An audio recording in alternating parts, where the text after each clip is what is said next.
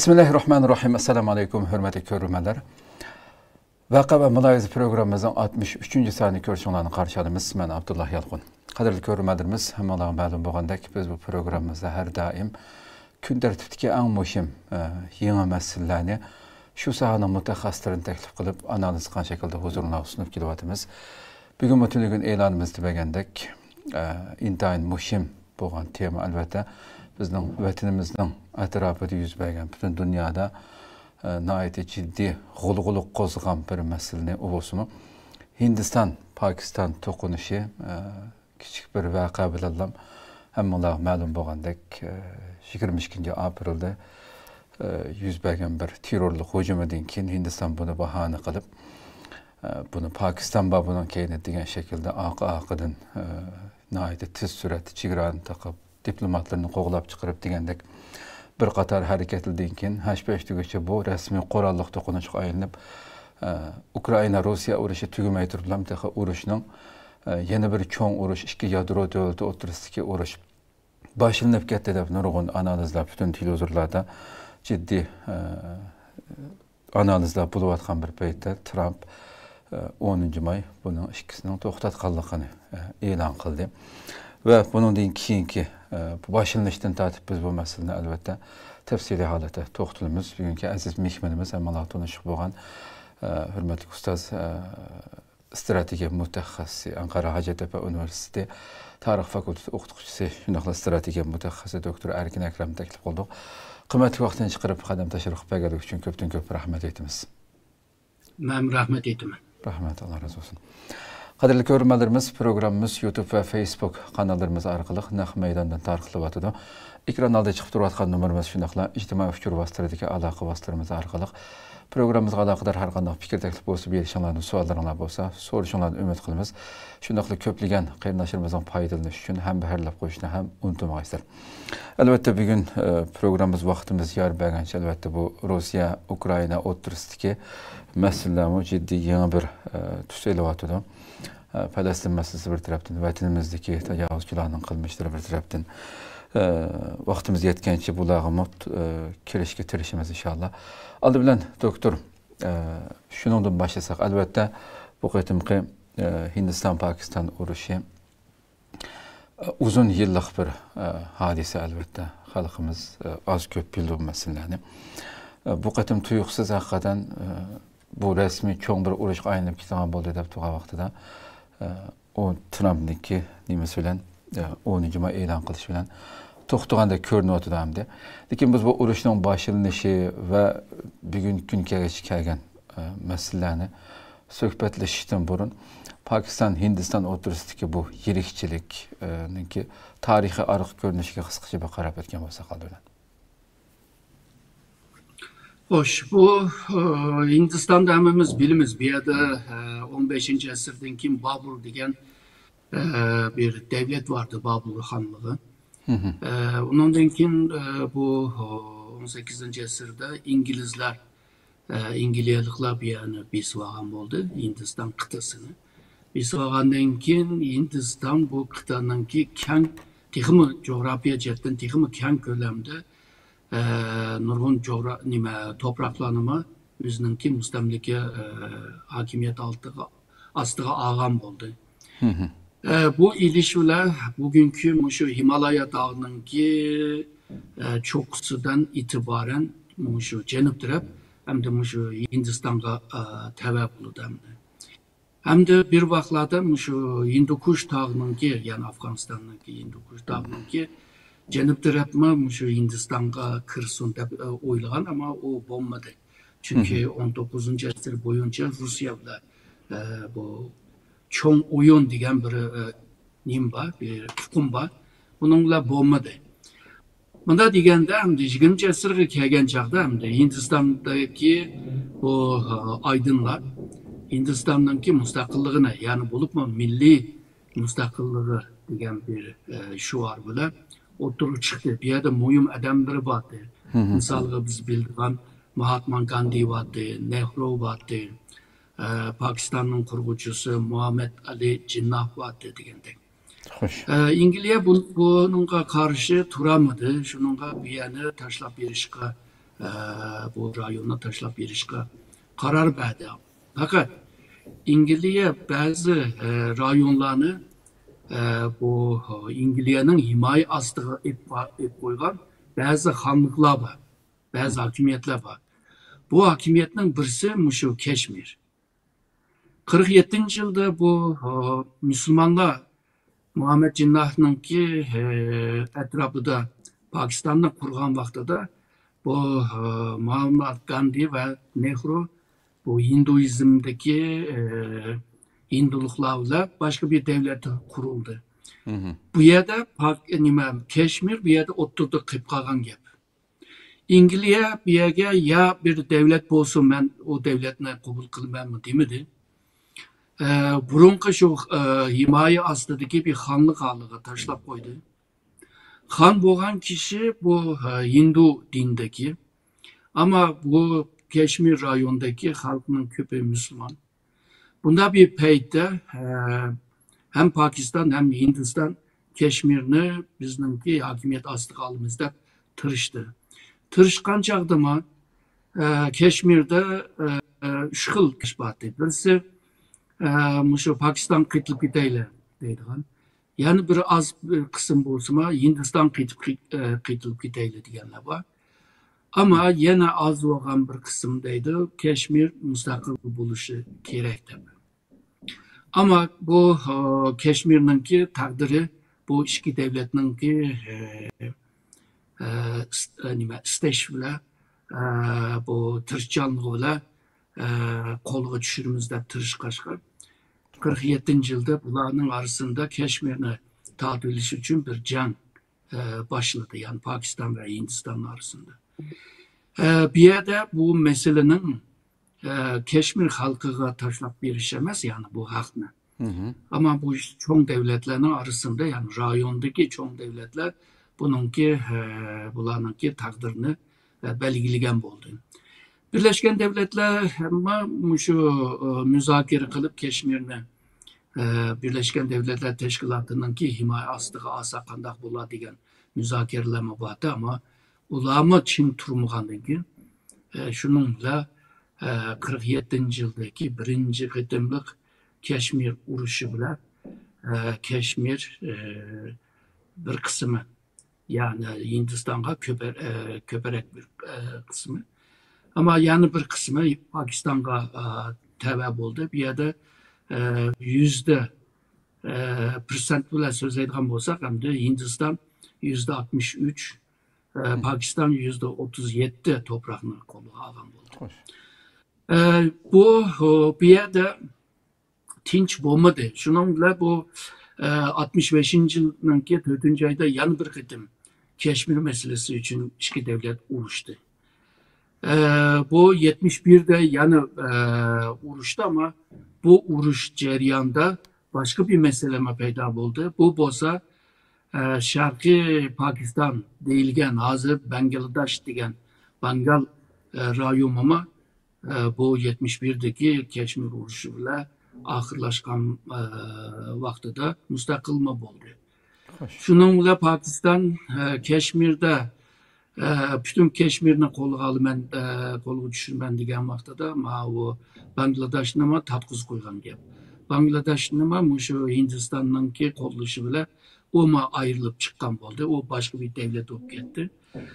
Onun kim bu 89'da, 99'da, 2019'da hemisi 99 yani Keşmir'in ki şu Hindistan Pakistan arasındaki çigrada töven seviyede ve çeklengen bir uruşlama oldu.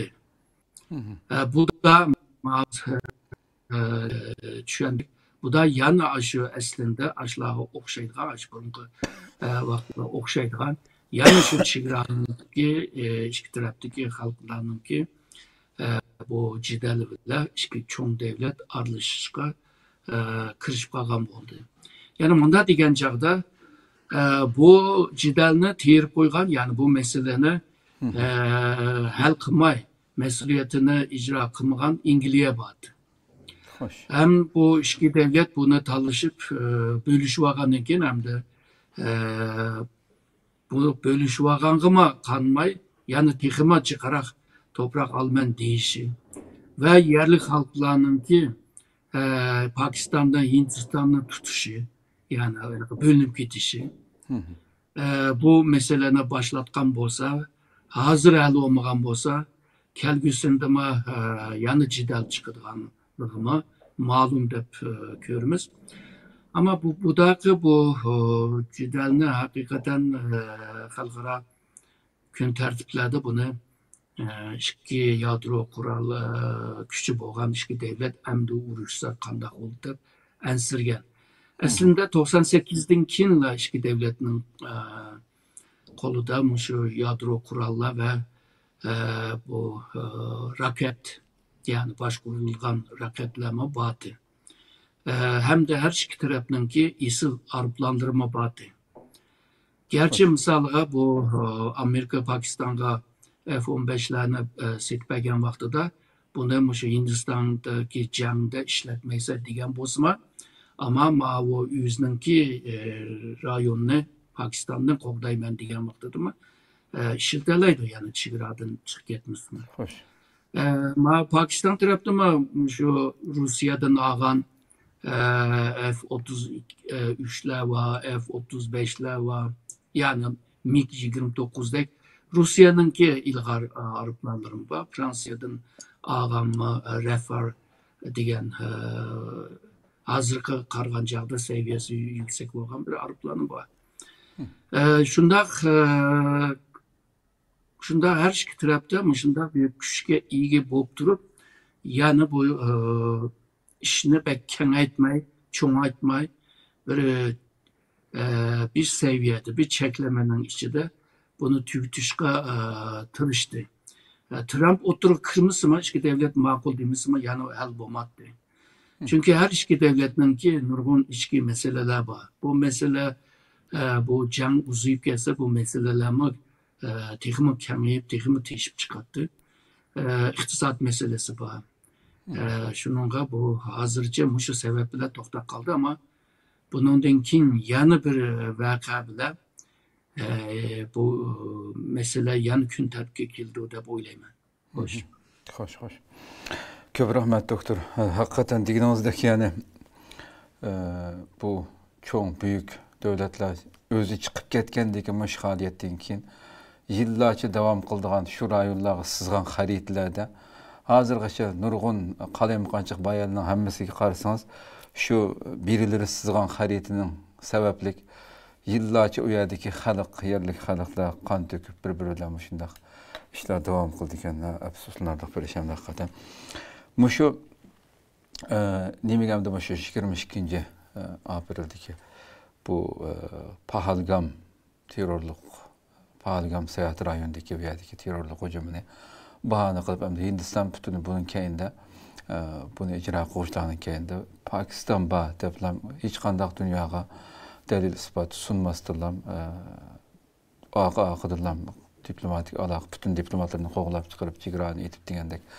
Yani şundaq tez süratda yani 5 tügüçülam ätislam bu kararlarını kıldı. Bunda bir iki devlet oturursa mesela nurgun analizciler devat edemdi. Yani bu fakat bir bahane digerlermi var. Çünkü bunda bir tez süratte bunda kararlarının elinişi asli maksat bir yerde başka bunu bahane kılıp durup bir iş çıkarmakçı degендek hem de. Siz bu nimege qanday qaraysiz? Hindistandan ki ko'rsatgan narsalari bahane meti ve bunun bilan aqısından mana bu faqat diplomatik münasebetini üzüş, chegarani taqash degandek bunun bilan to'xtab qolmay, Ikkinchi Dünya urushidan keyin dunyoda eng bir soat 120 necha kurashchi aeroplan havoda bir-biri bilan so'qishgan bir urushni boshdan kechirdi hamda. Bununki bir plan, hatta ki bazıları devatı bu fakat Hindistan'dan özününki ağan kararlama emas. Bunun kendi başka onu küşkürtkenlerme bağ degендek. Bunun qanday qaraysiz? Hem de o rayondaki vakalar, yani bu Hindistan'ın bu Hindu dindeki bu 20 neçe adamını öldürütüşü ve bazılarına ziyan bir işi. Hoş. Bu bir tesadüf vaka desek biraz nim buldu. Yani doğru bulmayı değil mi? Çünkü bir yerde meyli bu nime Hindistan'ın kontrol astındaki rayondaki Müslümanlar olsun, meyli Pakistan'ın ki kontrol kılan azat Keşmir rayonu olsun. Bir yerde bu netçi, şu 47. yıldan beri birbirine karşı aslında bir cideller bağlandı. Hoş. Hindistan bunu bularını kışkırtkan degan bir gaplama vardı. Eğer çokum bir maksatı vardı hem de. Hazır o Hindistan'ın maksatını göremedik. Eğer de maksatını bu çoğarak, kemerek düşündüğüm olsa, şu Pakistan'a bir edvini bir koyuş. Belki başına bir ahval var. İkincisi, Pakistan yakınki zamanda G'arbliklar bilan munosabatni taraqqiy qildirishga tirishib kelyapti. Misoliga IMF bilan kelishib shu iqtisodiyotda ba'zi yordamni so'rgan. G'arb davlatlar Amerikami shu Pokiston agarda bekla yolg'iz tashlab qo'ysak, uni yolg'izlashtirib qo'ysak, chetga qo'yib qo'ysak, o devlet kolda yadro kurallar boğan bir devlet mi asla Xitayga texmo beqinib, texmo bağlanıp kalmışsın.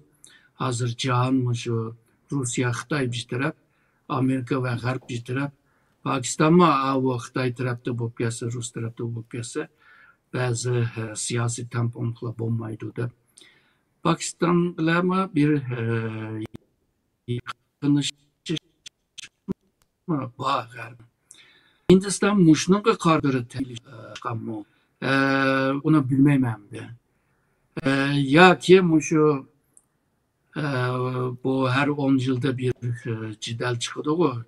Şununla bu yılı tuşap kılıp bir uraylı mı dep planladı mı?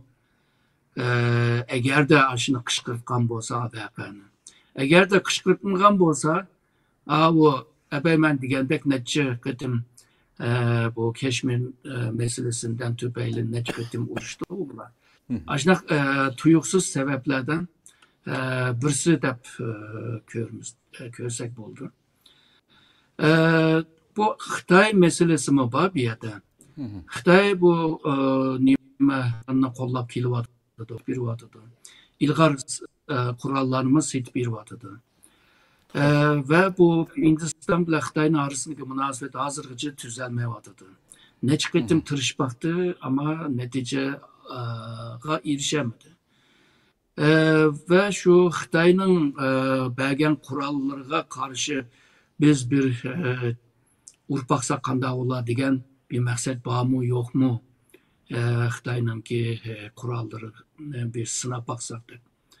Ama budaqı jangga qargan chaqda Hindistan Xitoyning bergan mayli aeroplan bo'lsin, bu Xitoyninki F-10C degan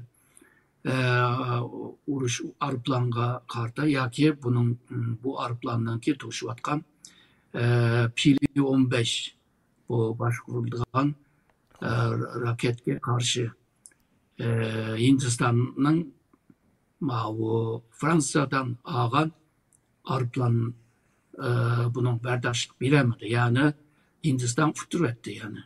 Hem de bu Rusya'nın ki aeroplanlarını düşürüvetti. Yani bunda degen çağda Xitay için bir yaxşı bir reklam oldu bu can. Yani şu aeroplanı bile roketini mi dünyaya reklam kılgan oldu ve Xitayma şu sebepten Amerika'ya yoki Xitayga meydan o'qiydigan devletlarga bir signal bergan bo'ldi endi şu jang bastisi bilan. Hindiston bu aeroplan bir necha yo'qitib qo'ygandan keyin bular jim turib oldi.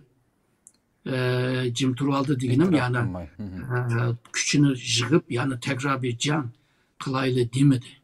Pakistan tarafı ma'qul dedi. Şunun bilan bular hozircha jangni to'xtatishga qaror berib to'xtab qoldi. Shuningga buning arqa tarafdagi arqa ko'rinishdagi sabablar balki biz ko'ramagan sabablar bo'lishi mumkin. Bizning taxmin qila oladigan sabablar hamda mushular hamda. Xo'sh. Doktor Mishadi albatta harbiy bu ikki davlatninki harbiy kuchi, chunki bu to'qinish balkim yana davomlash, uzun yillar davomlashgandek yana oldimizdagi yillarda davomlashishi mumkin deb deyilyapti. Harbiy kuchiniga kirishdan burun bu Jammu Kashmirninki 60% Hindistonning qo'lida, 30% Pokiston qo'lida. Xitoyning qo'liga o'tgan bu 10% qism keyin masalan nimaga qarasam bu Pokiston bilan Xitoyning munosabati nihoyatda jiddiy yiqilishni boshdan kechirdi hamda. Nihoyatda ikkisi bir-birini balki yaqin deb. Mushu do'stlikqa binoan uning Kashmirning bir bo'limini Xitoyga bergan dedi. Buning oxir ko'rinishi nima uchun bergan buni? Qanday bir savdo ustiga berayotgan bu Xitoyga? Xitoyga o'tib qolgan qismi nima uchun? Bu birinchi Kashmir urushidan keyin, ya'ni Pokiston kuchini, ya'ni yardım kuchini g'arbdan istashga boshlagan. Xo'sh. Shuning Amerikaga, g'arbga yaqin. U vaqtida g'arb Rossiya bilan Xitoy bilan yaqin emas. Hindiston g'arb bilan masofalik va Sovetlar bilan yaqin munosabatni qurgan. Shuningga bu Pokiston Amerika bilan va g'arb bilan hamkorlikni qilishga boshlagan. Ammo 1962 ga kelgan chaqda, ya'ni Xitoy bilan Hindiston orasida chegara masalasini talash tortish ixtiloflardan tufayli bir jang bo'lgan. 62-yil 10-oyda. Bu jangninki ko'pirikdi mavu chegara siziqninki sharq tarafi, ya'ni Tibet tarafi. Tabii mavu sharq Turkiston tarafiga yaqin bo'lgan, misali Aqsaychin tarafdami nisbatan Xitoyga qaraganda jiqaroq ziyon topdi. Chunki o'lgan soni Xitoydan jiqaroq. Esirga tushgan Hindiston askarlar ko'p. Yara olgan Hindistonliklar Xitoydan qarag'an chaqda ko'p. Xitoy mavu Aqsaychin tarafni qo'lga tushirib oldi. O Hindiston nima Tibetlarninki burungi Tibetlar bugungi shu Hindistonninki mavu Himalay tog'ininki janub taraflarning bir qismiga ega. U yana Davan rayoni deydi Tibetlar. Tibetlar uchun shu shimoldagi Lhasa bir markaz bo'lgan bo'lsa, janubdagi Davanmi bir markaz. Hozir bu rayon, ya'ni bu Davan degan bu rayon Hindistonninki qo'lida bu. Bu yana Hindiston yani ama bu chegara meselesi tugmadi. Pakiston bu yerda bir fırsatni ko'rdi. Yani bu Hindiston Xitoyga qarta ching turamaydi ki, hem de Xitoy bilan Hindiston orasi jiriklashdi. Munda degan vaqtida dushmanning dushmani do'st bo'ladi degan bir tushuncha bilan 62dagi 10-oydagi jangdan keyin Xitoy bilan yaqinlashib boshladi. Ammo Xitoy Pokistonga qarta o'zininki ba'zi talablari bo'lgan. Birisi shu Kanjut yoki Xonza ismi berilgan, bizning mamlakatga chegaraga yaqin bo'lgan bir rayonni Xitoy o'ziga ilolishga tirishdi. Chunki Manchurlar vaqtida bu Xonza yoki shu Manchur manba bu nima Kanjut deb yozilgan rayonda bir xonlik vardı.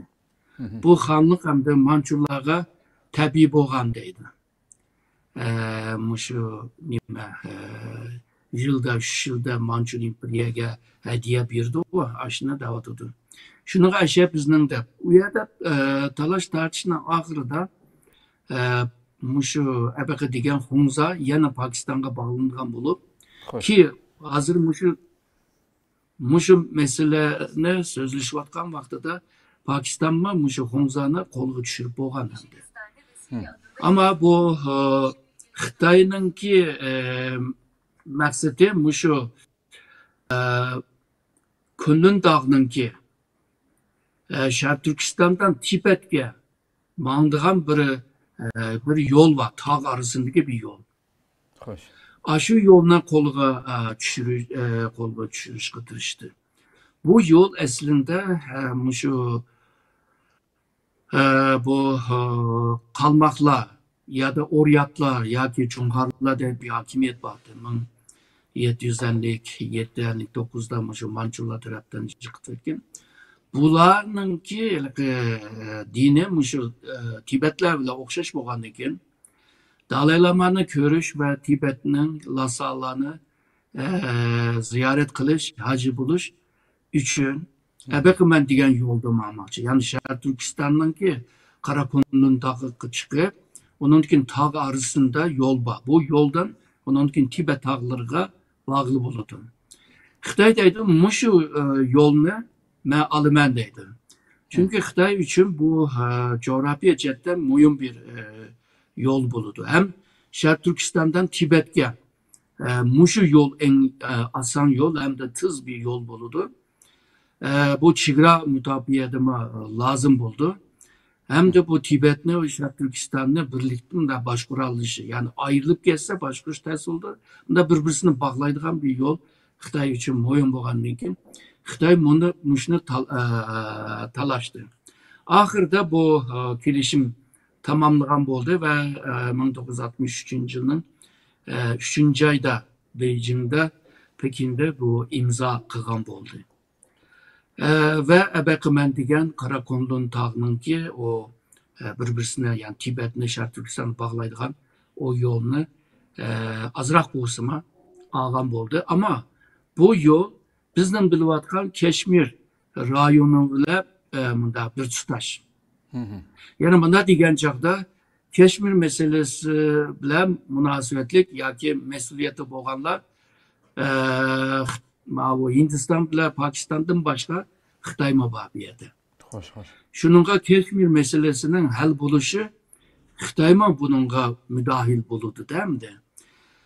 Bu ben degan bu 1963 ayda Pakistan ve Hindistan arasında Çigra meselesi hakkındaki kilişimnin ki 6. maddesinde bir narsa yazıqlı. Deydim şu Keşmir meselesi hal bolgandan keyin Keşmir mustaqil bolsa Keşmir hükümeti bilen eğer Keşmir Pakistan'ın kolunda bolsa Pakistan bilen ama Hindizm'de de bilen yani sözleşip muşu Çigra meselesini yani sözleşime dep bir madde var 6. maddesi. Demek ki Xitay bu hazır ben degan bu Karakonlu'ndaki bu yolunu belgisi yok hem de. Şununla bu Keşmir meselesinin hal buluşu cereyanda Xitay mı bununla müdahil buluşka doğru geldi. Hem de biz normalde Pakistan bir vetti deyimiz. Pakistan Xitay'na yeniga iliş için bir nersini bir işe doğru geldi hem de. Şununla ebeki degan Karakonlun dağının ki o yolunu bergen oldu. Ama o Hunza'nı kovdu vagan oldu da degende. Çünkü bu Mançur devleti vaxtıda meyli Hunza bolsun, meyli Ladak bolsun bu rayonlar bu bugünkü Pakistan'ın ki ya ki Hindistan'ın ki da bütün hakimiyetinin ki terkibi de emez. Hindistan, Pakistan degen bu rayonda netçe aşında İngilizce'nin ki himaye aslındaki da küçük hanlıklar var. Hoş. Bu Hunza'daki aşında bir hanlıktı. Ki Pakistan onu yüzünden ki toprak fetih aldı. Şununla bu hanlıklar bu Mançurlarının ki bir tabi bolgan bir hanlık bolgaçka onu menin yerim deydigan Xitaylama asla oturup çıkmadı. Hatta Keşmir mi şu Xitay'nın ki Manchurlarga təvə bolğan yer öz vaxtında Rusiya bilan İngiliya müştaq sözləşib bildirmay, çamdırmay bölüşüp alğan degan gaplarni to'la yozdigan bo'lib qoldi Xitoylar. Yani demek ki bu Keşmir meselesi Xitoyninki kuchlanishi bilan Xitoyga chetishgan bir meseleге aylanishi mumkin. Kelgusida Pakistan Xitoy bilan bu xil munosabatlar yana davom qilamdi. Pakistan kelgusida bo'linib ketamdi. Misolga deyli, bu Balujiston degan bir rayon bor. Bu rayon janubiy g'arb tarafda hamda dengizga tutishgan bir yer, hamda shu neft va tabiiy gaz bo'lgan boshqa madan bo'lgan bir rayon. Ama bu rayondagi xalq mustaqil bo'lmizda shu Pakistan hükümeti bilan jiq urushib keldi. Ulanıma bir vas bo'lmasa Hindiston ulanımı qo'llayapti. Shuningga Pakistanni agarda bo'lib taqdirda Hindiston uchun bir foydali bir ahvol bo'ldi. Ammo Xitoy uchun emas.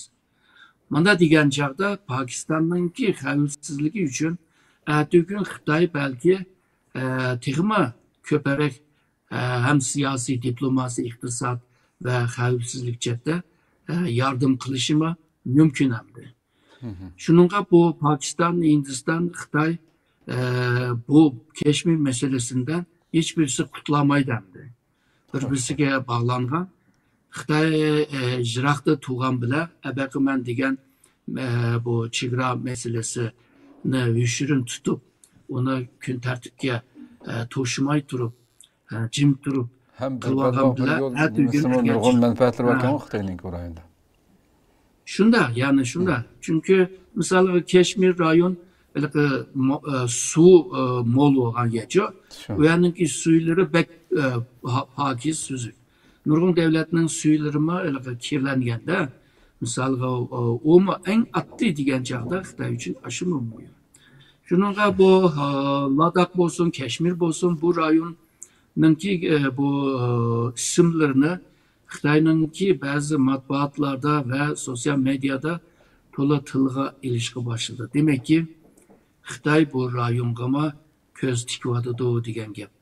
Bugun Pokistondan jiqroq bir narsalarni olaman desichi. Misolga Gilgit degan bir rayon bor.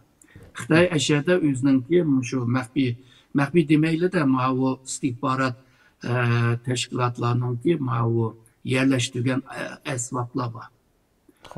Bu shundaqlar nimada bor? Bu Pakistan Afganistan bilan Tojikiston orasida bir rayonlardan bor.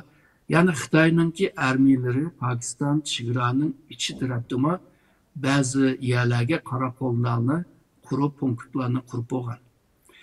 Bu punktlarninki davomliligini qo'llash uchun abaqa degan Hunza bo'lsin, Kanjut yani. Bu Gilgit, Baltistan bo'lsin, Ladakh bo'lsin, buni ilishga tirishadi. Hamda bu Aqsaychinni bu bir Uyg'urcha bu gap. Shuningga Hindiston buning bu to'proqqa haqqi yo'q deydi. Aqsay Uyg'urcha, Chin Xitoycha, Aqsay shehri degan gap. Aqsaychinninki yana shu janub tarafga bunda ichilgan, yeyilgan yema, yana Xitoyningda Xitoy ashnimi jiddiy talashyapti. Demak, Xitoyningki bu manfaatlarini shu Hindiston Pakistan arasındaki jidalning ustiga qurayotganligini bu yerda ko'gil bo'ldi. Xo'sh. Hey, işte. Hamda doktor hamda bu ikki davlatninki harbiy kuchini biraz so'zish baqaydi. Hamda nurg'un Hindiston degan dunyodagi eng ko'p nüfusga ega bir davlat bo'lishi bilan uninki armiyasininki soni bu narsa ko'p bo'lgan taqdir ko'p bo'lishiga qaramay bu qatim kutilmagan shaklda bakshapilaq yeb ketdi deb Albatta her ikki devlet biz uttuk, biz galiba uttamıdık dep özünün resmi nimelerinde e'lon qilgan bilan emilatki bu ko'rinishda Pakistan kuchli bo'lgandek nimani ko'ryapmiz hamda. Ham abay so'zingizni deb o'tdingiz, hatto men nimaga qaragan vaqtimda bilgan Pokistonniki shu armiyasi ichidagi 80% qurol Xitoy yasagan qurollar deb buni o'qidim men hamda. Xitoymi o'zining qurollarini, raketalarini buni toza ishlatib olgan bo'ldi. Buni hamda harbiy ikkisiniki harbiy kuchini selishtirish bilan birga bu bundan keyin yani mesela qandaq bir Xitoyga nisbatan nimalar bo'lishi mumkin hamda. Bu o'zini propoz qilib olgan bo'ldi hamda Xitoy. G'arbning qurollarini men yangdim deb. Aşındak bir ahval var. Bulupman şu Xitay'ınki bazı matbuatlarında ve bulupman sosyal medyada pek kızıp gitmardın. Çünkü Xitay'nın kuralları birinci ketim G'arbliklarınki kurallarını yengib aldı deb aşınanga hoşal bulup pek edep gitmardı hamdı. To'g'ri, Xitoy burungi qarag'anchaqda kural seviyesi yükseldi. Bunun nurgun sebepleri var. Birisi mavu Sovyetler yıkılıp düşkenden kim mavu bazı Rus alimlarını Xitayga çağırıp apırıp bu meyli Araplan bolsun, meyli normal bizim bilgen konsept bu nime konvansiyonel kurallar yani normal kurallar değil. Bu kurallarını işlep çıkarışacakta. Onundan kim mavu Ukrayna'nın nurgun injenerlerine, kural injenerlerine Xitoyga davet qilgan. Xitoy bir chetdan Rusiyadan kurallarını algan chaqda Araplar bo'lsin, qolgan kurallar bo'lsin, buni bir chetdan izlanib, onundan kim buni o'zgartib, o'zininki kurallarga ekegan. Bundan başka şu G'arb devletlerininki kurallarını ilişki tırışkan. Xil yollar var. Misalga deyli 98'de Amerika şu Taliban'a karşı bu roketini atkan vaxtıda birisi patlamagan. O patlamaganını şu Xitay'ınki münasebetlik şu injenerler deyimiz, mütehassisler deyimiz kilip aşını tadqiq qilgan. Taliban vaqtdagi Taliban hükümeti bunlarga yardım qilgan hamdi. Şununla bu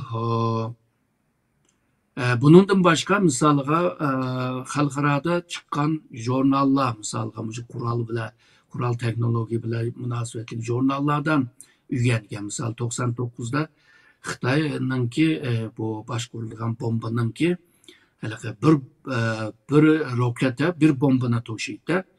Deydi bir roketninki necha nima bombana to'shalamdi. Shuningga mavu 5'ning ichida yana cho'ng bombaning ichida yana ushaq bombalarni qilib bo'lamdi deb shu texnikni o'rganmagan, ama uni shu Amerikadan chiqqan bir jurnaldan o'rgandi. Onundan başka misalga bazı tekniklerini iliş için, kural teknolojini iliş için aşında şirketlerinki pay çekini sitüyle o şirketin şirki buluyla o şirketinki teknolojileri gibi iyi boğan ahval var. Onundan başka şu hemimiz bilgendek istihbarat casusluk yollarlar izlenir. Yani xil kanaldan, xil yoldan izlenip özüge has bo'lgan bir xil kural sistemini yaratgan bo'ldi. Hindistonga qarasak, Hindiston burundan tatib Sovyetlarninki kural sistemi dedi. Hammamiz bilamiz, soğuk jang vaqtida dunyoda ikki kural sistemi bor, cho'ng. Birisi bu NATO'ninki kural sistemi, birisi Sovyetlarninki kural sistemi. Bu ikki kural sistemi bir-birisiga hevi ko'stib, bir-birisini tamponlaştırıp tuğamız. Uruş, soğuk uruş vaxtlarda. Yani Hindistan şu Sovyetler bile yıkılmagandan keyin Sovyetlerden çıkarak aldı. Şununla bu kural sistemi şu Sovyetninki kural sistemi. Fakat Sovyetler yemirilgandan keyin bu Hindistanma şu G'arblar bilanmi munosabatlarni qurib, o'zininki shu G'arb sistemini ekilishga tirishdi. Yani o'zininki kona, yani bu kona deganimiz bu Sovetninki sistemi bilan G'arbninki kural sistemini bundaqliqi apchesh qilmoqchi. Apchesh qilib turib, texima bunda bir kuchlik bir holga ekilishga tirishgan. Hozirgi shu eng oxirgi shu jang qargan chaqda buni yaxshi moslashtira olmaganligini bu yerda ko'rgil bo'ldi. Xil sistemdagi qurollarni bir-biriga o'xshamaydi. Bularni moslashtirish chetdimi nurg'un meseleler chiqadi. Bu meselelerni hal qilish uchun seninkimi shu chetda bir ustun bir yuqori bir texnologik ega bo'lishga to'g'ri keldi. Bu qurol texnik meselesi. Yani yaxshi qurollarni ekelgan bo'lsa, uni ishlatishninki o'zima bir qobiliyatimdi. Misalga budaqa shu jangda Fransiyadagi Rafah degan bir 4 yerim evlat bo'lgan bir urush aeroplanı. Yani Avrupa devletler yaman jiqba bu. Bu yaxshi bir aeroplan aslında. Bu aeroplan budaqa Hindistan'daki nimada şu Pakistan'daki hücuma karşı qilamadı, karşı çıkamadı. Bunun sebebini ben biraz anlatayım. Bu Xitay'nınki Pakistan'a sitbegen F-10C degan. Yani Xitaylar Chenshi C deydi. Bu aeroplanma şu nima Fransiyadagi Rafah degan bu aeroplan bilan o'xshash, yani derecesi o'xshash. Ba'zi teknik seviyesi mi o'xshab ketadi. Bu o'xshab ketgan aeroplanga taqaydigan raketmi mo'yimchi bu yerda. Raketmi mo'yim bu yerda. Bu Xitoyninki setvagan bu aeroplanga taqilgan bo'lsa, Xitoyninki Pili degan PL-15 bu roket. Bu roket 145-200 kilometre jiraftaki bir nişanlı uralaydigan. Ama bu Fransa'dan sitvagan bu Rafah degan bu aeroplanga taqilgan roketler yani 100 veya 120 kilometre vurdu. Mana degan chaqda Xitoyninki seninkidan 30 kilometre çıkarak vurdu. Yani sen onu uramaysa o seni vurdu. Hem de bu nezriye chetdagi bir gap. Jang boshlab ketgandan osmonda uchib yurib urgan vaqtida ba'zan men degan o uzun mesafeler pek ahmiyetlik bo'lmaydi.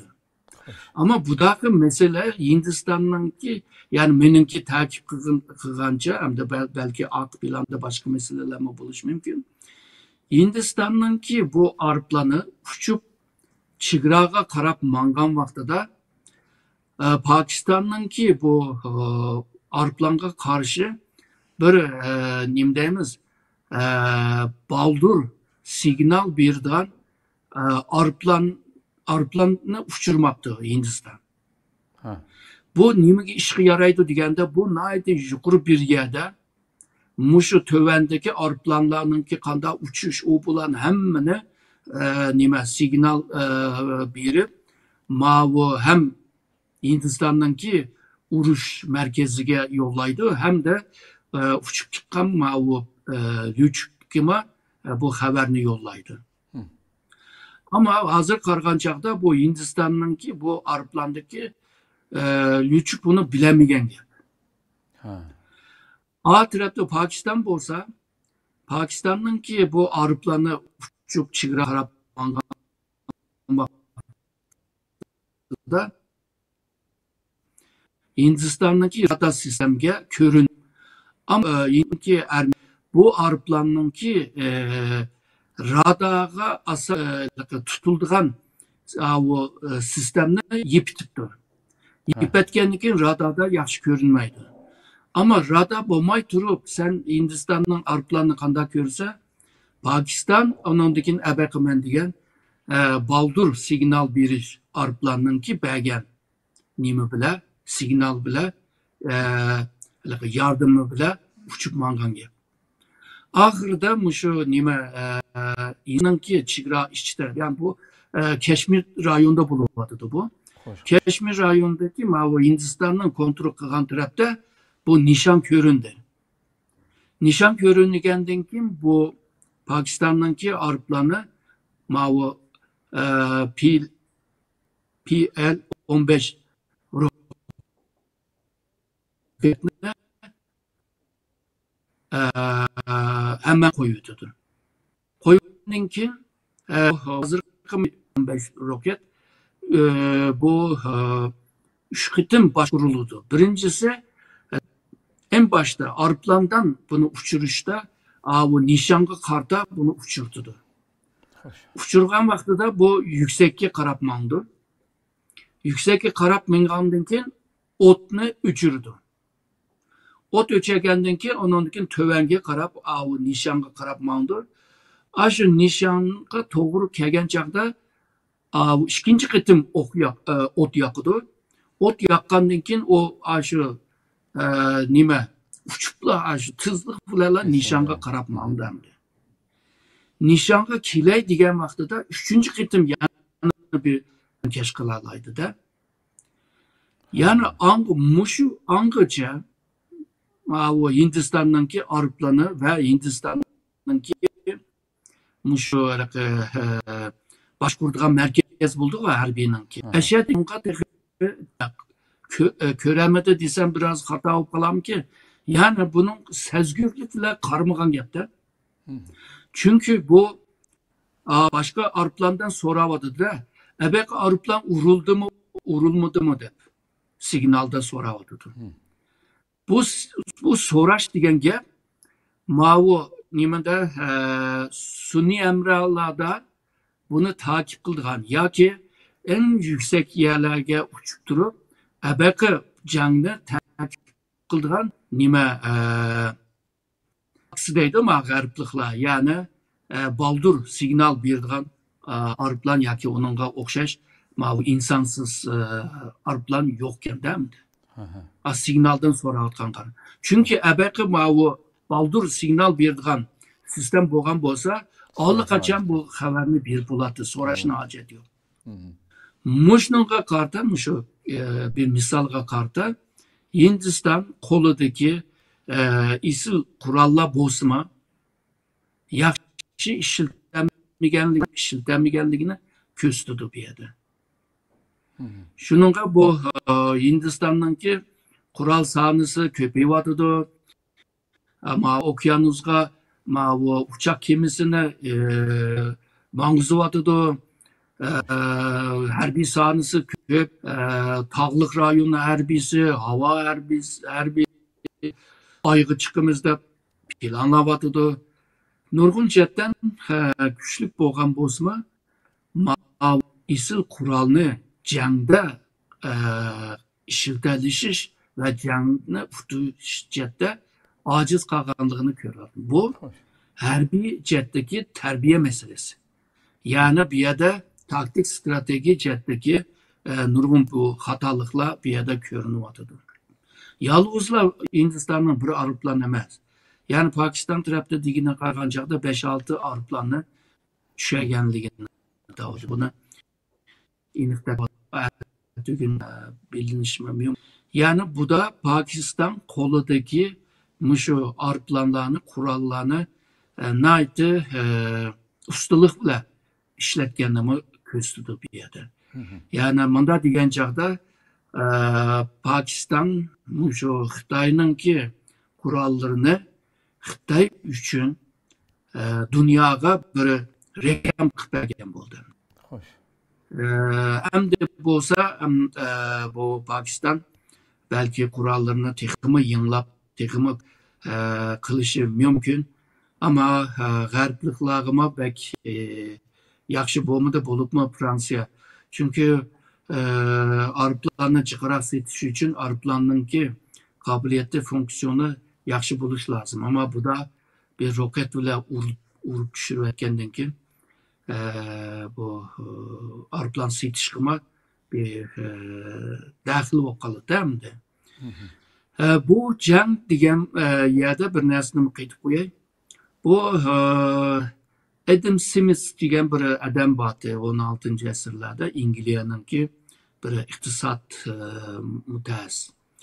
Onunki deydigan bir gapi bor, shu iqtisod va bozorni tankash qiladigan bir ko'rinmagan bor deydi.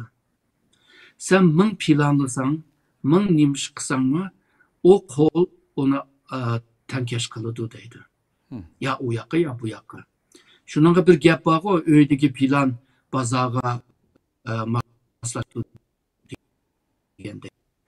Xo'sh.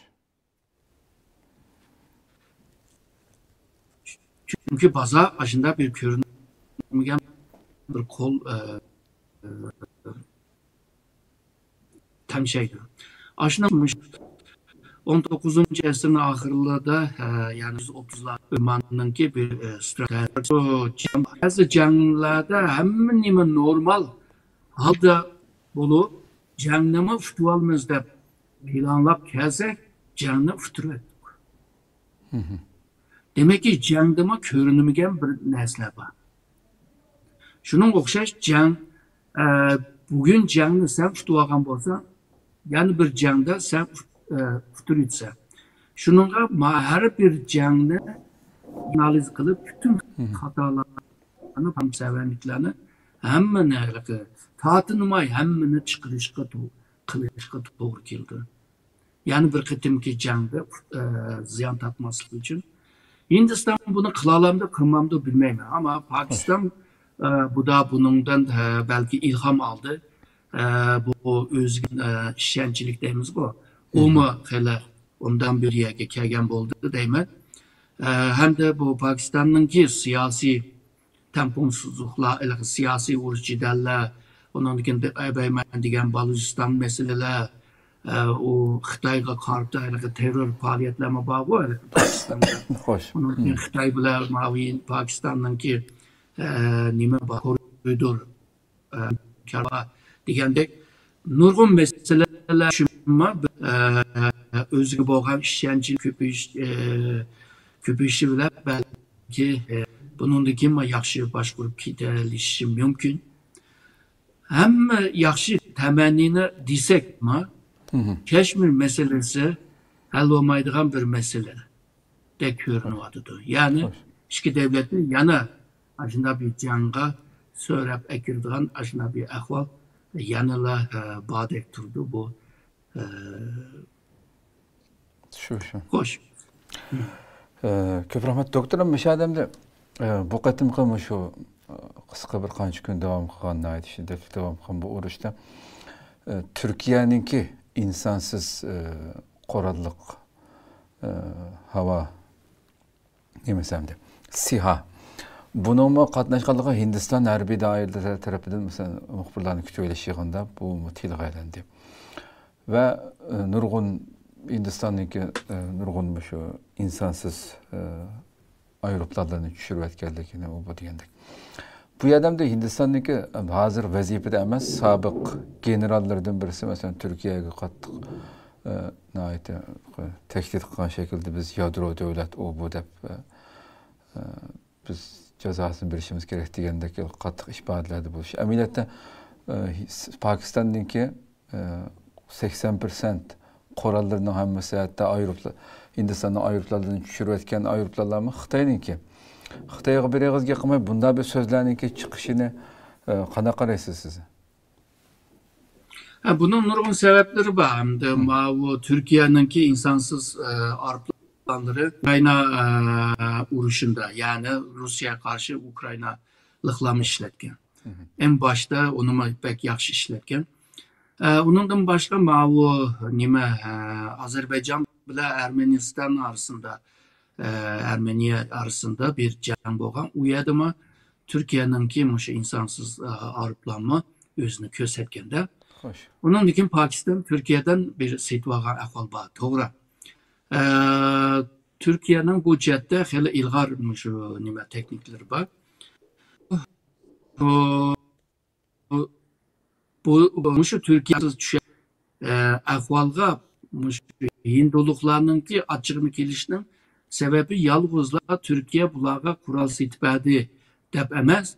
Başka sebep sağlığa Küşmir meselesinde Türkiye baştan ahir hem de şu Pakistan'ı kollap gelgen.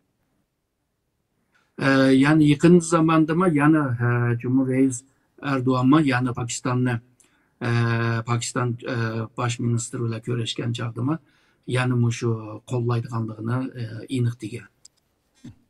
Bu Hindistan'ınki enge de yani nokta nazarda bu Pakistan'ı kural bile, iktisat bile temin kılıvatkan, yardım kılıvatkan, destek verivatkan şu. Birisi Xitay olsa, birisi Türkiye. Dep bunda bir göz karaşma var. Her kıtım şu Keşmir meselesinden bu iki devlet Uçidel Türkiye Pakistan hükümetini kollap gelgen. Şunu da bu 40 yıldan bugünküce Hindistan'ın Türkiye'ye boğan böyle menfi göz karışı var. Bu menfi göz karış ebeki ahvalını tabii bir ahvalda yardıvadıdır. Hem de bu siz degen o ahvalını yardıvadıdır. Hem de bu xil göz karışlar normalde bu hissiyatla münasebetlik hem de. Türkiye eğer de Pakistan'da şu Xitay'daki aşınçılık bir menfaati boğan bolsa Pakistan'da pek kollaydı. Yani tekimi keng kölemde, tekimi çonkur kollayalattı. Ama Türkiye iktisat cetten kısmen bolsama kural cetten kılgan. Ama Türkiye mi Pakistan'dan mı bazı nerflerini mi isteyen ama bomba değil. Mesela yadro teknoloji. Yani Türkiye mi bazıları degende yadro kuralga ilgi buluş lazım. Şununla hazır yadro kuralga ilgi buluş teknoloji cette bir mesele emez hazır. Bu hem nime uç kaşkar bu ketti hazırca. Şununla bu 20 yıl evvel Pakistan 98'den ki Türkiye Pakistan'la yıkılışının ki başka bir sebep mi ama şu yadro kuraldı. Ama hazır onda bir menfaat mi yok. Yani Türkiye Pakistan'la kollaşının sebebi bir eneni bir münasebet var. Ondan evvel mi Pakistan mı şu Müslüman devletlerinin arasında güçlü bir devlet olsa şu Türkiye'ne de köretti. Yani Atatürk'ne Afganistan mı şunda başka Malezya, Endonezya devletlerinde Türkiye şu Cihangir devletlerine karşı bir devlet kurgan Atatürk'ün ki isil bir adam boğanlarını işte köretti.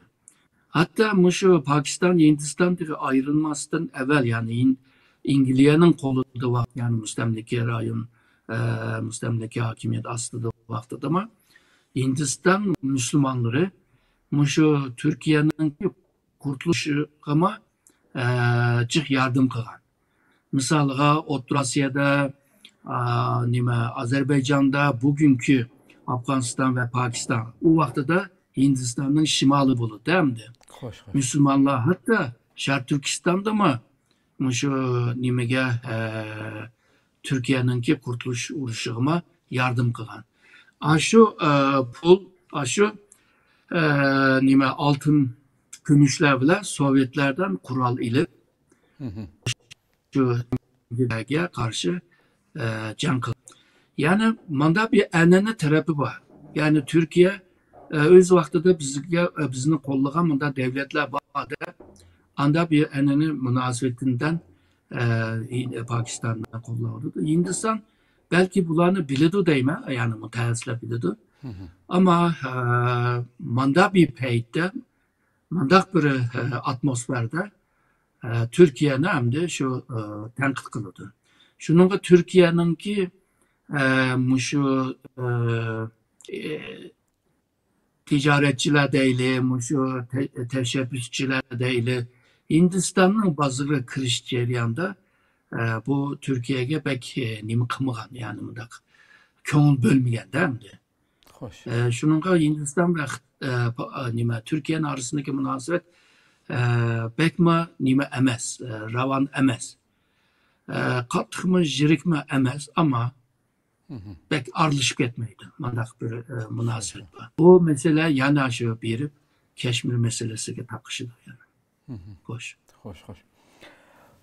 Ko'p rahmat. Endi doktor endi shu boshlangandan buyon bu oxirlashgacha nurg'un Turkiyaniki kanallardan shu harbiy tarixi bo'lgan, burun harbiylikda vazifa o'tagan shu analizchilar bu ishning keyinda degan temamizmi asli nishon kim?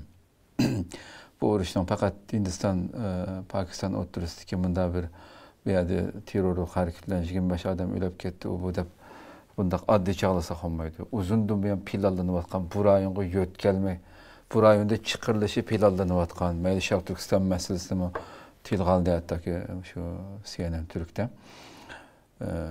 Bu shu planlangan bir urush va bu yerda cho'ng bir urush chiqarib, uning keyinda uzun muddatli davom qiladigan bir urush va shuning qadam bosqichlari bu degandek analiz qilinganlar bo'ldi hamda. Wuhan koridori bo'lsin, bu yerdagi nurg'un Amerika degan kelgusida chiqarmoqchi bo'lgan masalalar bu yerda qaynaydi bundan keyin degandek analizlar bo'lgan. Ammo lekin Amerika tarafidan to'xtatildi bu urush hamda. Siz bu fikrlarga qanday qaraysiz? Oldimizdagi yillardami bundaq bir planning bo'lganligiga? Xitoyni ojizlatish, Xitoyni baş asli nishon Xitoy bu yerda chiqarilgan har qanday ishniki degan fikrlarga. Hazır şu Xitay misalga deyli, Amerika Xitayga qarşı texi bu Xitayning qo'li putini sökep bir taraf qilayli degan shu nuqtaga texi kamidi deb o'ylayman. Agar kelgan bo'lsa, budaqi shu iqtisodiy tijorat muzokaralar bo'lmaslik lozimdi. Xo'sh. Yani urushchidan teximi Uyghur meselesi, Tibet meselesi, Hong Kong meselesi, Vietnam meselesi, Şimali Kore'ninki ciddiler. Xitayning etrafındaki bütün şu kıvatkan meselelerin hemmini teşvik çıkaralaydı. Onu az dep şu Otur Asya'da mı bunu mu kılalaydı? Cenubi Asya'da mesela Pakistan'da, Afganistan'da mı bunu ciddilerini tiralaydı. Bunu qılmağanğa qarğancaqda hazır texi o nokta kemigen bo'lsa kerak deb o'ylayman. Ama Amerika Xitoyning arasında yeni yükselgen bir güç mevcut bo'lgan hegemoniyaga meydan o'qiydi degan bir nazariya bor. Tarixdan beri buni necha qitim isbot qilingan. Yani Amerika o'rnini bermayman deydi, Xitoy o'rnini olaman deydi. Bularninki arasındaki bu xil jidal tügmeydiğanlı bolsa hazırki bu küreş. Ben degandek andak en ahir kelgan chaqda hamma nima qo'zg'alib ketishi mumkin. Etrafdagi ahvollar. Ondan keyin dikkat qilsak, shu yadro quroli va uzun mesafalik, o'rta mesafalik shu boshqarilgan bombalarninki sonininki ko'pi shu Xitoyning atrofida. Hem de şu potansiyel uyuşurun şu kuralgama ilgi boğanlarının kimi köpe yanı şu Xitayning etrafında. Misalga Tayvan deymiz, Japonya deymiz, Cenubi Kore deymiz. Bular 3 ay qamayla atom bombini ishlab chiqaralaydigan teknologi ve kuchga ega bular. Pakistan, Hindistonda bor, Rusiyada bor, Shimoliy Koreyada bor. Degandek shu Xitoyning atrofida saqlamışlar bombalar tizilib ketganda. Shuningga Xitoyga qarshi bir o'yin o'ynayman, ya'ni oxiri buni yo'qtiman desa, nurg'un o'ynay oladigan o'yin bor. Hozir bu o'yinlar o'ynalmagan qarg'anchaqda emasmiki deyman. Bu bir. Ikkinchisi, bu 45-yilda, ya'ni Ikkinchi dunyo urushidan keyin dunyoga bir tuzum, bir sistem kuruldu. Xalqaro qonun bilan, xalqaro kelishim bilan boshqarilgan xalqaro munda müesseseler var. Misal Birleşken Devletler Teşkilatı deyimiz, NATO deyimiz, IMF deyimiz, Dünya Ticaret Teşkilatı deyimiz degan nurg'un shunday xalqaro seviyede munda cho'ng teşkilatlar var. Bu teşkilatlar abaqi sistemninki mixlirdek sistemni ching tutib turgan narsalar. Hazır qarsak bu jahon buzilyotidi. Abaqi sistemlar buzilyotidi. Tüzümler buzilyotidi. Abaqi degan xalqaro muassasalarma funksiyasi ojizlayotidi. Bu tarixiy qaraydigan bo'lsak, shunday paytda nurg'un ko'milib qolgan masalalarni teshib chiqadigan bir vaqt bir paytga kirgan bo'ldi. Nima uchun deganda, burun bir tüzüm bor, bir sistem bor. Bu tutib turadi. Meydan o'qiydigan davlatlar ko'p bo'lmadi, chunki jazo oladi. Hozir unda emas, Rossiya Ukraina kiryotidi, Xitoy Tayvanni talashyotidi, Amerika Kanadani, ya'ni Grunlandni talashyotidi. Yani burun hech kim qilolmaydigan ishlar hozir qilingan qarg'anchaqda tüzüm buzildi degan gap. Ma Türkçede bir gap bor-ku, ma o dunyoninki miqi so'kilib ketibdi deb. Mixlangan yerlar so'kilyotidi. Biz to'kilyotidi deb qo'yaylik. Bu to'kilish jarayonida siyosiy, iqtisodiy, mutabiye her sahada bir jidal chiqadi. Buna burunqi nimada tarixda jiq ko'rgan misollar. Hem de bunlar vaqtlarda akıllı devletler bunundan kimki yolunu sızalaydı. 20 akıllı boğanlar çoğun devletinin sızgan yolunu kabul kılıp yanılmandı. Fakat akıllı boğmaganlar hem de şu cidallarının içinde, topuçanlarının içinde kömülüp ahire devlet yok oldu. Her kıtın bu çoğun özgürlük ceryanında bazı devletler kuruldu, bazı devletler yok oldu. Bazı devletlerinki çigrası her yanından sızıldı. Hazır biz aşı devirge kırvatımız. Şuna bunundankin dünya tekima tinç bulamaydı burunqidek. İnsanlar burunqi devirine esraydigan bo'lib qoladi. Onundankin bu dünyada bu oңçuluk, yani milletçilik deymiz, başka dinge karşı düşmanlık deymiz, ırkıcılık deymiz. Bular yükseliyotidir. Yükselishi bilan hozirgi bu populizm deymiz o hamda. Xo'sh. Xalqiga takskeşma shuna tarjima Uyg'urlar. Populizm kuchlanayotidi. Bununga moslashish beryotidi. Undan keyin bu internet deymiz, yapay zeka deymiz, bu abaqi iqimga ama qo'shimcha kuch qaytib beryotidi. Şununla bu kaylamkancılık bir mezgil devam kılıdı, bir mezgilden keyin tüzüm yeniden şekilleniyordu. Kelgüsünde bir jirak bir zamanda yana buzuldu. Yana tüzeydi. Şu buzulup buzulup müşnak mağdan ahval nınki bir ceriyanda hazır bizce. Şununla meyli dini cetten bolsun, meyli etnik cetten bolsun, kömülüp kalganlar mecburi bisip koygan meseleler asla teşrip çıkırgan vakla geldi ve ödevadı değil mi? Çünkü o neticeden biri bu meseleler hemiz teşrivadıdı.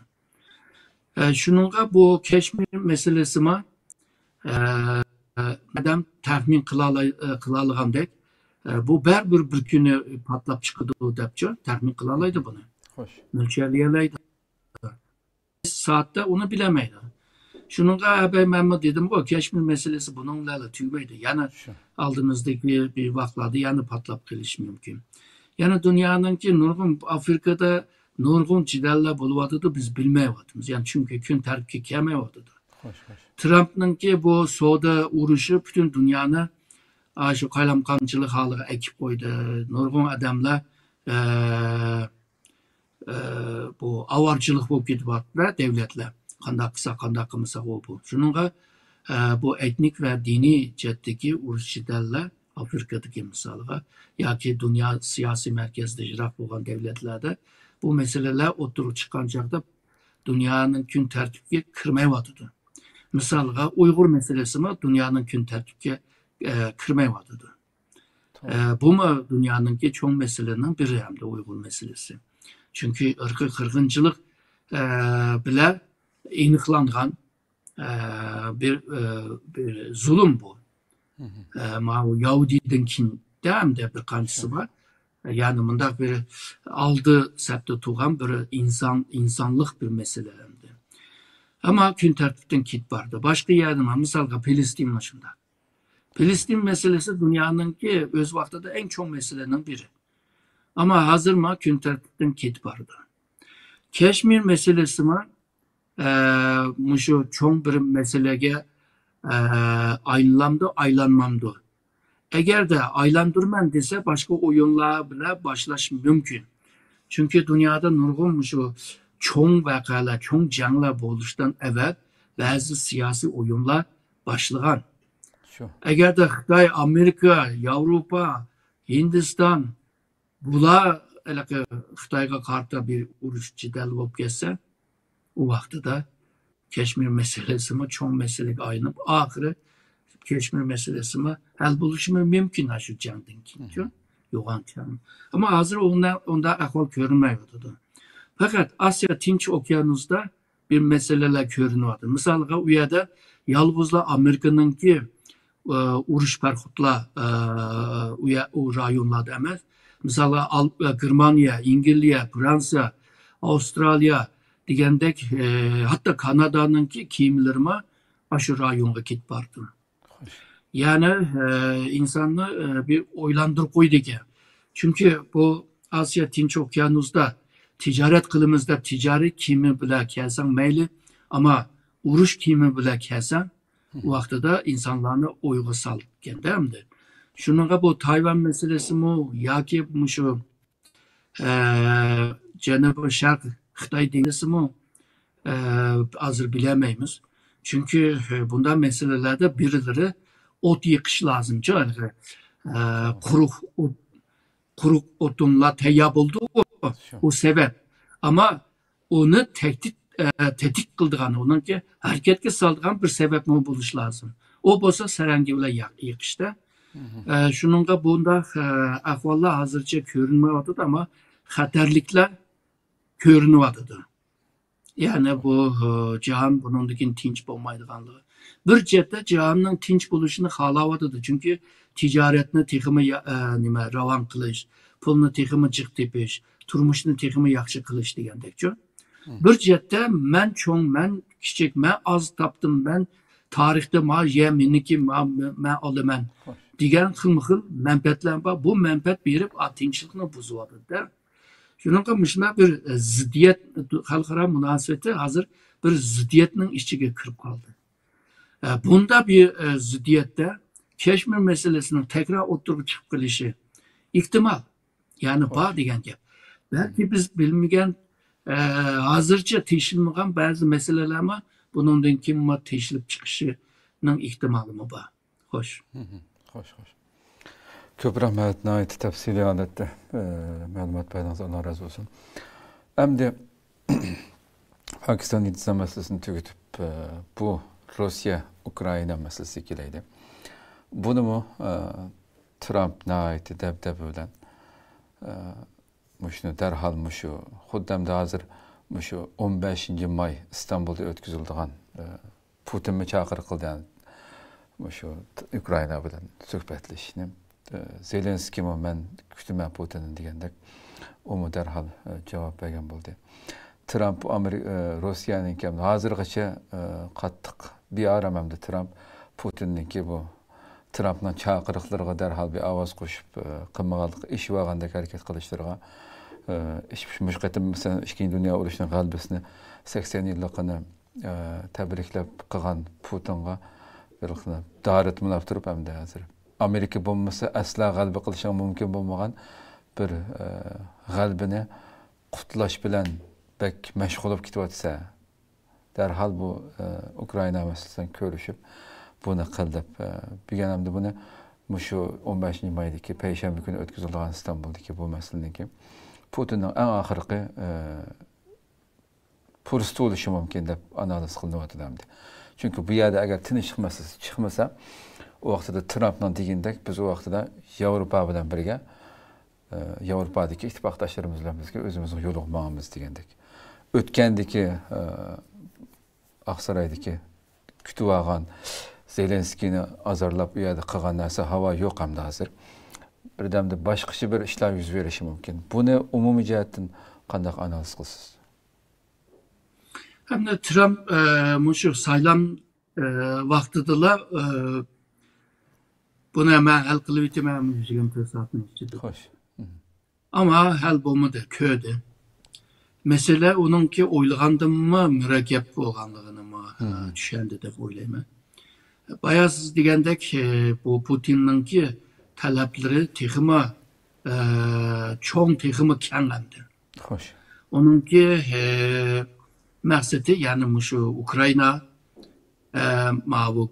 Gürcistan, Georgia, Moldova, anandaki Belarusya, shu rayonlar yanılar Rusya'ya qaytib o'tish.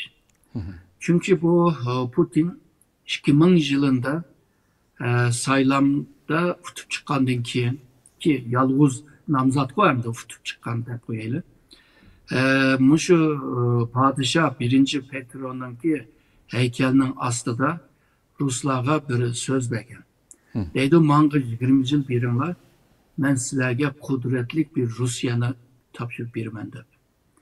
Şununla bu 20 neçe yıl ötep gitti. Digende kudretli bir Rusya mı? Yok. Şununla hazır Putin şu Afrika digen rayonlarını Rusya'ya kayıtvagandan ki alaka kudretli bir Rusya'nı halkıga kayıtvagan bulup hem de sözüne. Hoş. Hem de Afrika men digende cihan buzuluşku başlagandan ki bu Putin mi bunu fırsat yap köydü. Şununla bu 2014'ten itibaren şu Ukrayna'nı jututishga tirishdi. 2009'da şu nima Georgia'ni o'ziga bog'lab bo'ldi, ya'ni qo'qitib bo'ldi endi. Shuning Georgia'da saylam bo'lsa, misol Rusiyaga qarshi chiqadigan odam bo'lmaydi-da, saylanolmaydi. Shuningga bu Putinninki shu bazıları deydi o Putin 19. asırda yaşavadıdı da. Yani toprağını yani qıytib olman deydigan derdi bada. Muşunda konu tarihteki topraklara ilgi buluşum gerek diyen bir qancha devlet var mı? Misalga Xitaymi şunda. Misalga Tayvan'ı alıman diyen şu zihniyet bile. O Japonya'daki Senkaku Yahudan'ı alıman diyen ama Aran'ı alıman diyen şu. Onun için bayağı men degende ki Hunza deyimiz, Ladak deyimiz, aşağına ilişkinin sebebi mi? Yani şu. Tek nime bazı Xitaylar yazıladı şu Kazakistan'ın ki Balkaş külünün ki şark tarafı şu Mançurları tevetti olma bizden de. Onun için Taşkı Moğolistan meselesi. Degende bizde kona devirde yaşap, kona zihniyet bile, yani şu modern devlette yaşap durup, kona enge bile o temponluğunu buzuvadı da.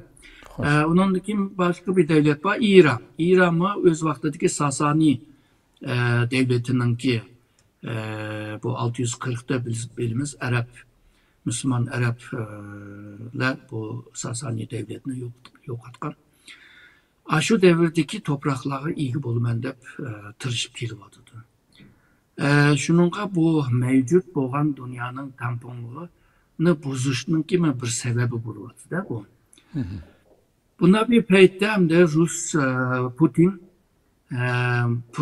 şu fırsatga mana şu Trump meni yaqlavadıdı, manga imkan tonuvadıdı dep texmi çıkarak taleplerini kılışqa tirishdi.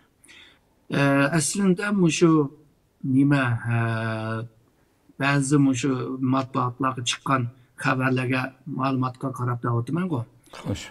Şu hazır besvagan Rusiyanın ve besvagan Ukraynanın şark rayonları var, o Donbas rayonlar. Ona hem de şu yerlik devlet kurguzdu o Rusya. Ular hem de şu Xitay nima Rusya'nın bo'lib ketsin, ama o Keşmir nima Keşmir deyman. O nima Biz vagan aral bağı.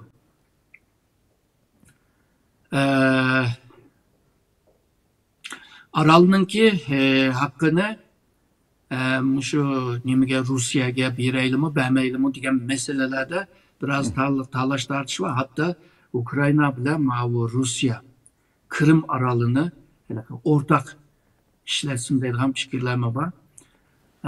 Hazırki ahval kargancada hem de şu Kırım aralı koldan gidilgandek turdu. Yani Rusya'ya teve olup gidilgandek turdu. Donbas rayonu Rusya'ya teve olup gidilgandek turdu. Ama Rusya şu Ukrayna'nın ki cenub yukarıdan şimaldan cenubunda bir bağ var. O deryanın ki şark tarafının toprağının hemine almakçı. Ondan ki mavu Zelenski ornadan geçiş lazım. Bunun ki NATO ya da Avrupa Birliği kırmaslık lazım. Asas kanununa özgertip devamlı Rusya ile dost olumumuzda bir yazılış lazım. Diyendek talepleri var. Bu talep mavu nime Trump'ını biraz hapı kıldı. Şununla ben sanki şunda imkanlarını bazen yanımışını kılamsa diyendek aşında nimelerine üşürün mesajlarını nime uçurlarını bir ışkıma tırıştı. Hem de ahırda Trump dedi eğer de mavu benim digenlerimle kımaydıgan bolsana bundakta mavu ben arlaşmayım hem de. Eğer de Trump arlaşmasa Avrupa arlaşıdır. Hoş. Avrupa'nın koldaşı bile mavu can yana bir mezgil devam kılıdı hem de. Kılalaydı. Yani Ukrayna kılalaydı bunu. Ondakta can uzayıp gelse mavu Rusya gibi yakşamaz. Hoş. Çünkü her kanda bir canın uzayıp gidişi onunki siyasi, iktisadi, cemiyet, psikoloji deydiğen mavu bedeli buludu. Onu ödeşki doğru geldi. Bir canda $10 karşılayan bolsan hazırkı ben diyen siyasi, iktisadi, xavfsizlik, psikoloji, cemiyet, karakterlik meselelerini koşkan vaxtıda bu $1000 okuyor. Şununla bu canını tız başlatıp tız ahırlaştırış diyen bu anını şu Sünzü Bao Xitay'nın ki Sünzü Savaş Sanatı'nın kitabının ki esas sözü bu hemdi. Hem de bu kiçi uzağan sırı çüşme köp oludu deydi o.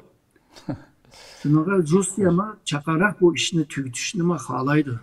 Şununla buna bir peyde Rusya makul deyişi Trump'ınki gibi makul diyen buludu değil mi de? Trump'ın konunu algan buludu. Fakat İstanbul'daki bu müzakerede talaş tartışla başlaydı. Eğer de talaş tartışmak çoğunluş gelse bu iş yanımanmaydı. Yani ahırlaşmaydı, netice ağır bulmaydı. Ondakta bu müzakere onundaki canga okşaş uzayıp gitti değil mi de? Hoş, hoş. Bu uzayış kimge paydası var diyen vaxtıda Ukrayna'ya paydası yok. Rusya'nın paydası yok. Münasebet devletler Rusya ile Ukrayna ile boğan iktisadi ticari münasebeti boğanlar ama paydası yok hem. Hoş. Amerika mı aldıraydı çünkü Amerika Trump'ın ki konuda başka yoğun bir plan var değil mi de? Onu da ben vatıdı da oylayayım de. Çünkü hazırlıkla kılıvatkan işler şu çoğun planın ki esasını kuruş değil mi de? Şununla cibaldurak mı şu Gazze meselesi hal olup gelse, Ukrayna meselesi hal olup gelse, bunun bütün küçümle şu Şark Asya'ya yötkisem ki bu ermi gücünün %60'ını deniz ermi gücünün %60'ını şu Asya Tinç Okyanusu'nda yütkep oldu hazır. Hoş. Şununla Kargancak'ta aşı rayonunda bir nişanı var. Bu nişan hem de hemimiz bilgende Xitay buluşumu mümkün. Hep oylayım hem de. Şununla Trump mı aldıraydı çakarak tügeşini? Şununla mahketim şu müzakere vaxtıda işler hal olup geçse de Trump mı bunu halaydı hem de. Türkiye mi bunu halaydı? Çünkü Türkiye her iki devlet ile ticari münasebeti ve turistler aşı devletlerden köp yılıdı Türkiye'ye geldik. Körmez hem de şu birinci kıtım İstanbul görüştüğümü ahırlaşmağın yani bir netice alamağın. Bu da alalamdı, alamamdı terakkiyatga qaraymiz endi. Xo'sh. Xo'sh. Xo'sh, unda bo'lsa bu masalani o'tib ketaylik. Endi vatanimizga qaytaylik. Endi Xitoy shu atalmış Uyg'ur Abnum rayoni qurilganligininki 70 yilligiga tayyorlik qilish, muqimlikni qo'g'dash, chegarani mudofaa qilish, 3 xil kuchga qarshi turish degandek bu safsatlar bilan shu İli Vadisi'de terörlük karşı çöçtüş 2025 namıda manevr ötküzlemdi. İli Derya Vadisi'de şu. Her bir kısımları, Qoralıq sağış kısımları, Çiğra kısımları, Diviziya kısımları 4.000 asker katnaştırıp demdi. Maaşın orayı erken dünyası qatarlar bir yer gap qılıp. Yani xuddi bu şuncha ola qamal qilgan, insonni nafasi og'usiz qilib etgan kichik mishinchilik bir pichoqni zanjir sevagan bu Xitoy. Xuddi bu hareketiga qarasangiz, xuddi har kuni atrofimizdagi bizning qo'shni davlatlarda bo'layotgandek etishlar bo'layotgan zamindagi his qilib qoldim insonimda. Buncha ola Xitoyni cho'chitayotgan bunda bir nimalarni qilishiga sabab bo'lgan narsa. Siz kenimo o'tganki suhbat programmamizda Suriyadagi Uyg'ur qurolli kuchlarininki masalasidagi gaplarni deyishgandi hamda. Uning kaynidan Xitoy bilan bir propoz qilib bir narsani ko'rsatish uchun qilyaptimdi buni masangiz. Siz qanday analiz qildingiz? Xo'sh. Aslında Şarq Türkistan işgal rayonu. Xitoy buni yaxshi biladi. İşgal rayonundaki xalq Xitoyga bo'ysunmaganligini biladi. Burun dava Xitoy Şarq Türkistanning ichida bo'lsa, Xitoy asan jimiq turgan bo'lsa, bu dava hozir chet elga chiqib bo'ldi. Hem de siyasi kanatımı var, siz bergen misalga o'xshash, bununki harbiy kanatımı var. Şununla Xitoy psixologik jihatda ya da eng jihatda, tushuncha jihatda bu qo'ldan ketib qoldigan bir rayon. Şununla bu rayonni ching tutmasak bo'lmaydi deydigan o'y var. Bununla egishib bu Şarq Türkistan meselesi, Uyg'ur meselesi xalqaro meselesiga aylanib ketdi. Nurgun çoğun devletler, nurgun bu nimeler, küçük devletler olsun, bilip gitti bu meseleni. Yani Xitayda dışında zulüm kılınvatkan bir mesele var ki, bu zulüm tatvatkanlar, bu zalim Xitay yönetim başkuruşunda kıyınvatkan bir millet var ki dikenimi bilip gitti hazır. Hem de Şarq Türkistan'da bir mesele çıkıp kalsa, xalqaradan keldigan qo'llash hissarchiliklar burunga qaraganda ko'proq bo'ladi deb Xitoy buni o'ylab yetalaydi. Hozir kun tartibga tushib ketdi, o bu dedik-ku. Ama haligi bir voqea chiqqan vaqtida darhol o'zgardi-chi xalqaro vaziyat. Onundan ansiraydigan ishlar bor. Bundan başka Xitoy hozir mangizayotgan yangi İpek yolu stratejisi var. Biri dengizde, biri quruqlikda. Quruqlikdagi bu yol Şarq Türkistan bo'lmay turib bo'lmaydi hamda. Çünkü Şarq Türkistan Xitoyni O'rta Osiyoga, Yevrosiyoga, hatta Avropaga bog'laydigan bir o'rin bu. Bu o'rin bir ko'rikka o'xshaydi, bir darvozga o'xshaydi. Darvoz yipilib ketsa, ko'rik yiqilib ketsa, Xitoy chiqamaydigan bo'ldi va ABP degan strategiyasini amallashtiramaydi. Shunga Şarq Turkistonda bir tinchlik va muqimlikni qo'g'dab qilishi Xitoyningki asos bir siyosati. Mushu ansirashlarga qarta, manfaatlarga qarta hozir mushu Tumay arlab bo'lsa Tumay şu terörge karşı manevralarını ilip bir vatıdı.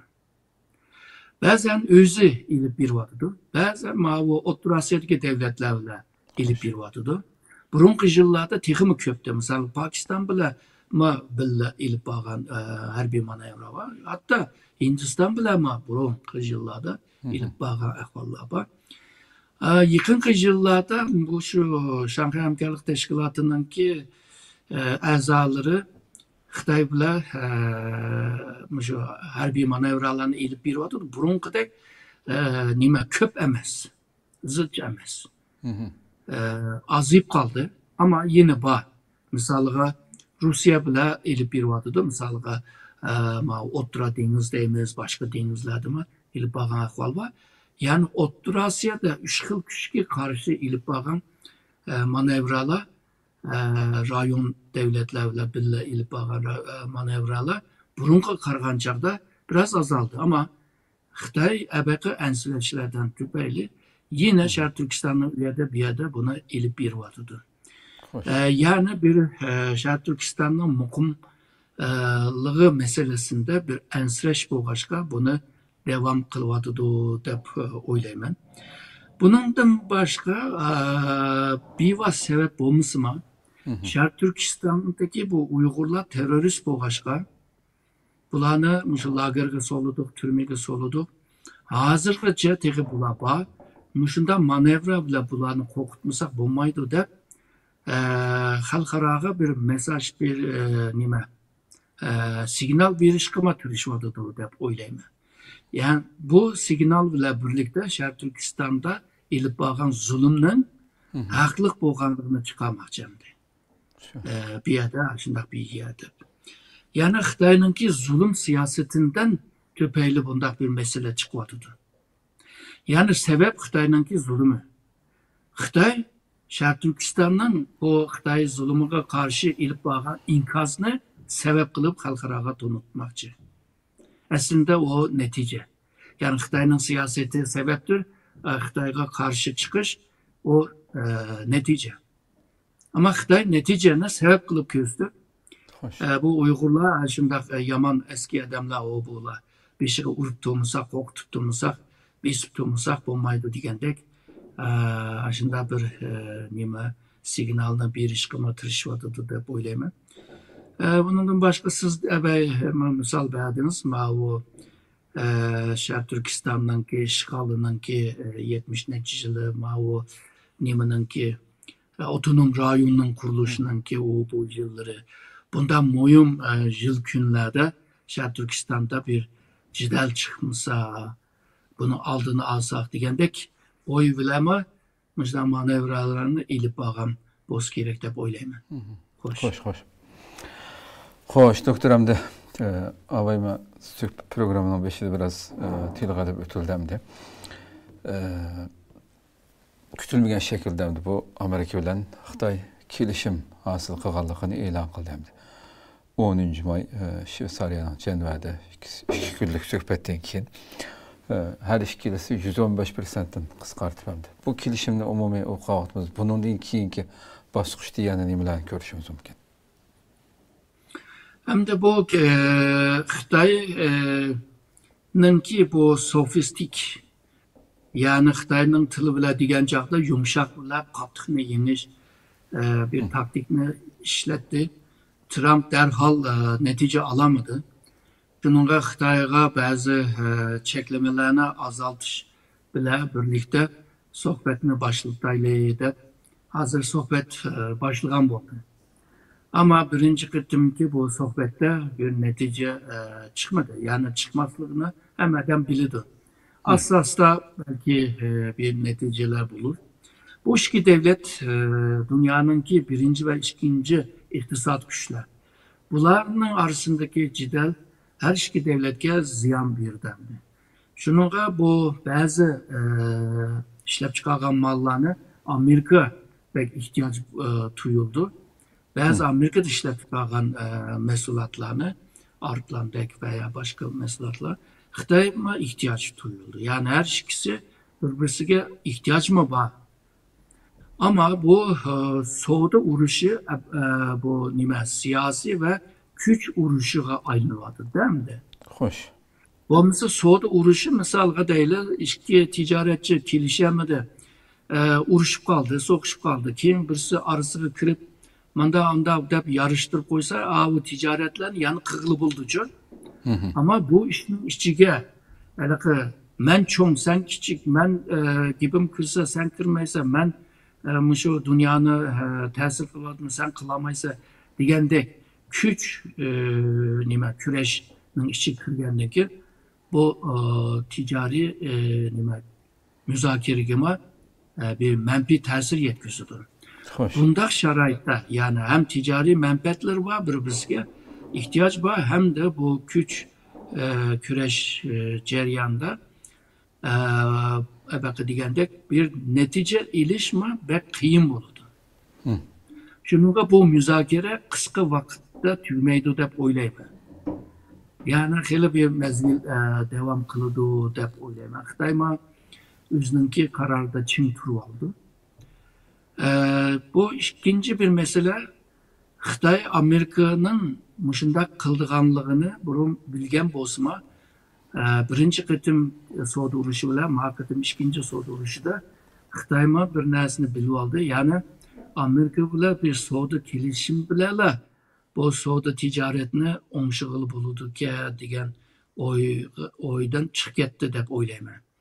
Chunki Xitoy hozir shu Amerika'dan aldığan nurgun narsalarni başka devletlerden ilişki tirişiyordu ve bu teminleş zincirini yeniden başkaça kuruyordu. Hem de şu global cenub devletlerini yığıp Amerika'ya karşı nurgun faaliyetlerini kılıyordu. O özara bu güçünü birleştirişe tirişiyordu Amerika'ya karşı. Hem de Amerika'nın bu ticari uruşuyla birlikte bu Janubi Kore, Japonya degandek devletlerini rencide kılıvatıdı. Şununla Xitoy hazır aşı devletlerini yeniğe tatıvatıdı.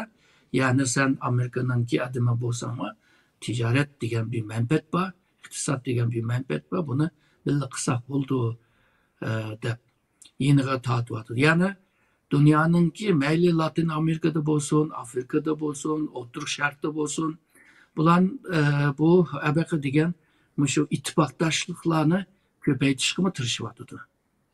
Yani demek ki Amerika bile bir savdo gelişim bile hemen nimene hal olmaydı. Üzeminin güçünü şekillendiriş lazım. Bunun kurup çıkış lazım degen bir oyga kırp olduğu da oylaymandı. Ondan başka Xitoy içki bazarını canlandırışga tırışıvatıdı. Misalga bankınınki ösümünü azaltıvatıdı. Azaltkandan keyin haqlab pul koysa hiçbir faydası yok edeydi o.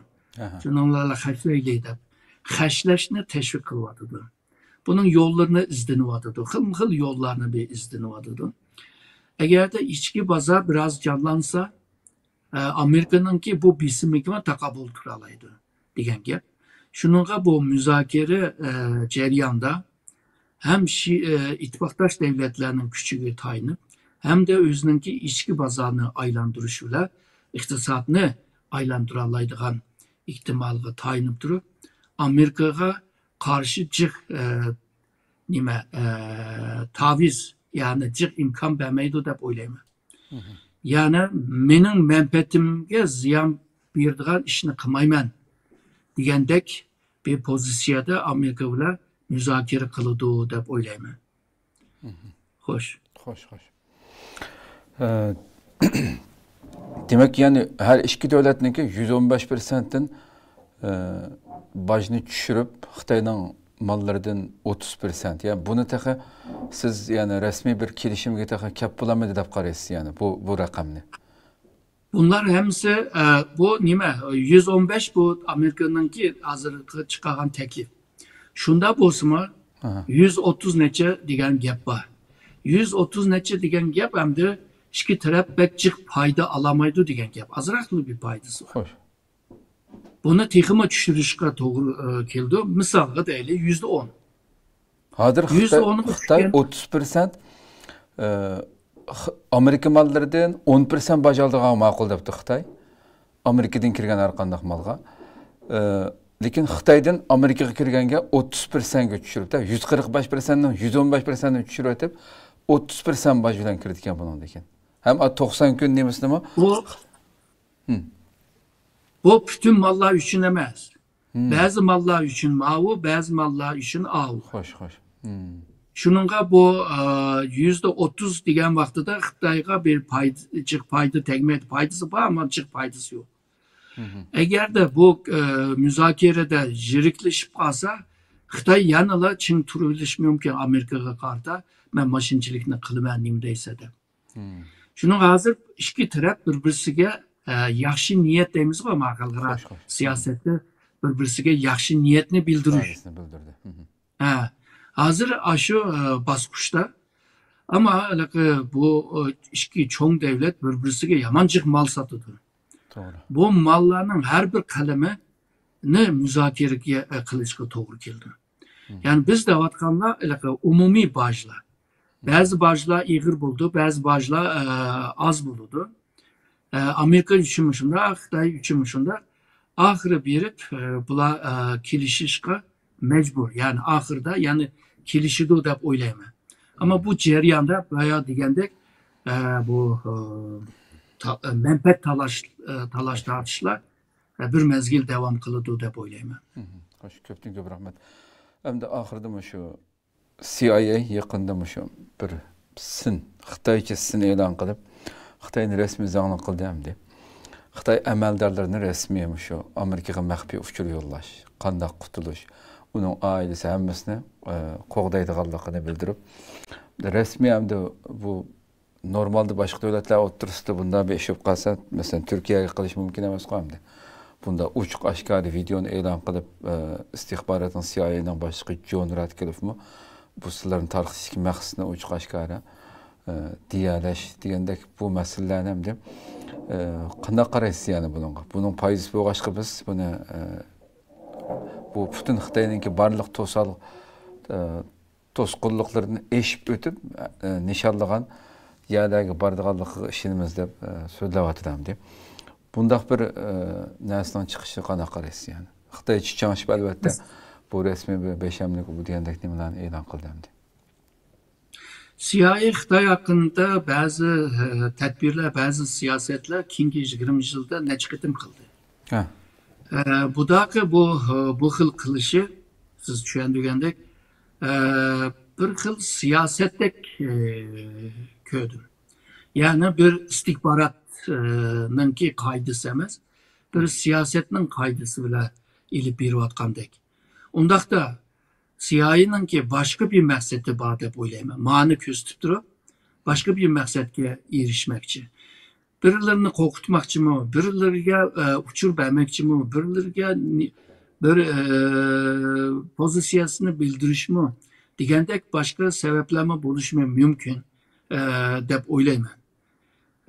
Shuningga bu bundaq ahvol, yani hozir siz bergan misol vaqtincha bir mesele deb o'ylayman. Yani qisqa bir vaqtning ichida paydo bo'lib, taraqqiy qilib, oxiri yo'qolib ketishi mumkin. Chunki istihbarat tashkiloti bunda ishlamaydi. Bunda harakat qilmaydi-da.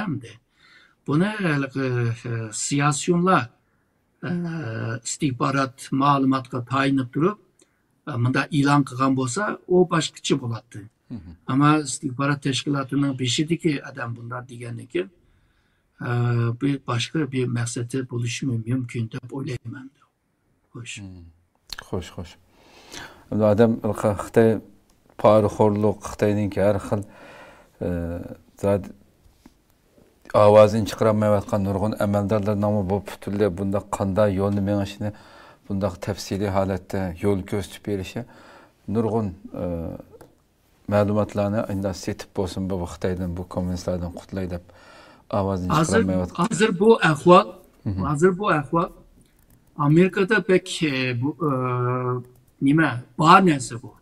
Hozir deyilganlarcha Amerikada 17 istihbarat tashkiloti bor. Bularninki ko'pi shu mayli siyosiy, iqtisodiy, jamiyat, hatto Xitoy o'quvchi o'quvchilarni ta'qib qilgan nurg'un istihbarat tashkiloti bor.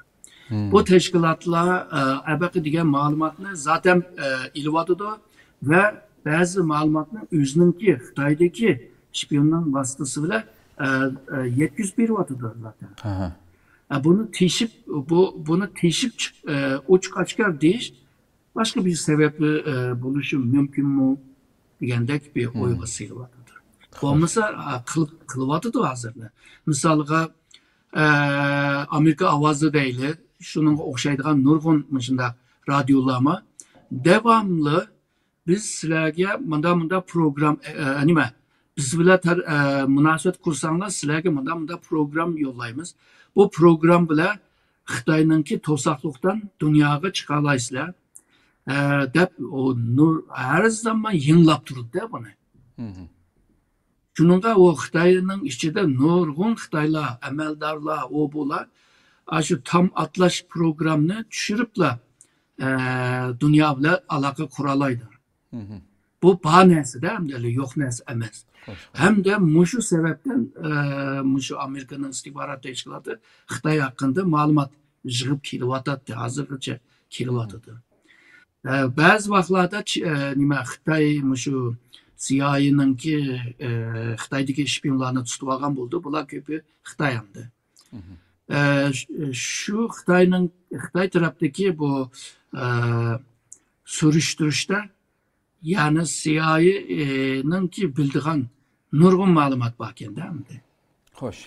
Yani demek CIA işlep bildiğin Xitay'nın sahını pek köp bulanın içinde bir kısım şu emeldar dep oylayman. Çünkü emeldarlarının ki köpünün balcakı çetelde Amerika'da. Bu emeldarlarının ki pulunun köpü çetelde Amerika'da. Şununla Amerika bile yaxşırak bir tırnak içinde yaxşı bir münasebet kurgan takdirde ebeki menfaatini qoğdayalaydı. Hoş. Hoş. Köptün köp rahmet doktor hem şu ahırda hem de istihbaratın gep çıkıp kaldı hem de özümüzün içindeki meseleler madır isim tuyuksuz keldi hem de.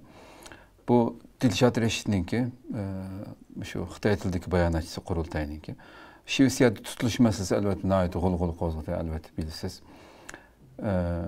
Qurultay bolsa derhal şu mesele çıqqandan keyin bayanat e'lon qilib vazifasini ag'anligini o'zining to'rbetida e'lon qilgan bo'ldi. Uning kendidan boshqa qurultaydan hech qanday narsa anglamadik. Hamda insonga albatta Xitoydagi bir davlat chet elda mayli qaysi davlatda bo'lsin tashkilotlarning ichiga o'zininki odamlarni selish uchun harakat qilganligi g'ayri tuyulgan bir ish emas. Dushman bo'lgandan keyin albatta qiladi. Lekin hamda masalan sizcha hamda bir kishininki ijtimoiy ushur vositalardan ko'rgan narsam deyman-da. İlgiri mesela bu Dilşat Reşit hakkında nurgulluğun Qurultayga agahlantirish berilgan taqdirdami uning ishlashini bo'lmaydiganligi uning har xil masalasi borligini qilgan bo'lsa-mu hozirgacha 20 yilgacha bir xil vazifada turishi sizcha bir nihoyat cho'ng bir xatolik emasmi? Buni mesela qanday qaraysiz? Hamda burun bundaq nima delil isbot bir adamni ayıplash yoki buni jinoyat alg'a kirish pek to'g'ri bo'lmaydi. Qurultayninki bir kishining aql ko'rinishini tekshiroladigan bir kuchga ega emas. Undaq bir istihbarat tashkilotimi yo'q, undaq bir imkonmi yo'q. Shuningga bir kishiningki aql ko'rinishini bilish Hoş. Şununla bu muşundak devam kıldı hem de sözcü bulup.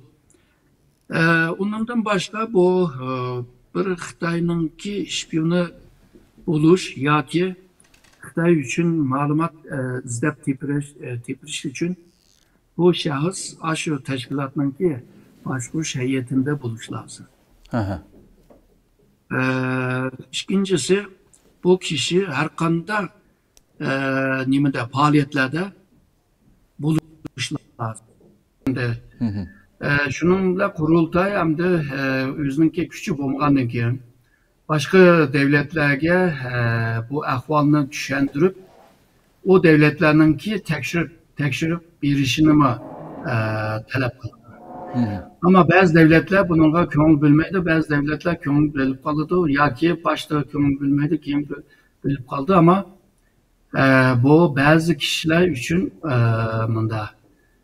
nah malumatlar verilmeyen değil mi? Xo'sh. Çünkü bir kişini tekşiriş için onu başta şu sotdan ruhsat ep durup ondan keyin tekşirishga başlaydı hamdi. Şununla bu zaten işitdimki meselesi şu nima sotninki oxirgi qarorini kutishga to'g'ri keldi. Hozircha vaqtincha qo'yib o'tibdi, ammo qaror chiqmadi degan. Şununla bu xil ahvollar, ya'ni qaror chiqqandan keyin bir odamga jinoyat ishlamaydi deymiz, bu bir qoida. Bunda bir ahvolga biz naydı uşaq oluşumuz lazım deymiz ama bazen de unda bulmaydı. Şəhər Türkistan təşkilatlar güçlənən siri Xitayınınki diqqəti, Xitayınınki köngül bölüşü texmi köpəydi. Ma o CIA'larınki bir gibi var, bu istihbaratçılarınki her qanday adamның bir bahası var deydi. Bazıları pul, bazıları mənsəb, bazıları mənfət, bazıları ayal kişi, bazıları xil mənfətlər buldu insanlar. Aşını tapalısan onu setib alalaysa degan gap hamdi bu. Şunun Xitay muşundaq ahvallarını, şu ahvaldan faydalanıp özününki adamını tallab qılıdı bunu. Biz oylagandek Xitayda tərbiyelenip oturğu çıqqan işpiyonlar onda asan toxtumaydı. Çünkü bir teşkilatta bir başkuruş heyetinin içine giriş için sen belki uzun bir mezgil işçiliğinin buluşun lazım, değil mi? Seninki dost ağırları seni biliş lazım. Ama burun işpiyonluk kımıgan ama kim bir sebepten tüpeyle Xitay üçün işlep bağlan bolsa, onu derhal bilip oğul bulmaydı. Çünkü o tuyuksuz bir vaka. Şununla bu çetelde bu dava ilip birişinin ki nurgun kıyınçılığı var. Muşundak moyum adamlarını tapmasa istihbarat toplayamaydı. Şununla moyum adamlar üstüde bu oyunla oynanıldı. Teşkilatınınki küçü ebeymen degендek ondak bir istihbarat teşkilat kuralaydıgan emesemdi. Hem de hazırki ahval bu siber istihbarat deyimiz. Bu siber istihbaratda mı Xitay burunqı qarğancaqda mı güçlük? Yani senin kompüterinin, kol telefonunu yoki aşının oxşashmı şu nima münasibət qurduğan her qanday asbabqa qol salalaydigan bir ahval mı payda buluvadı?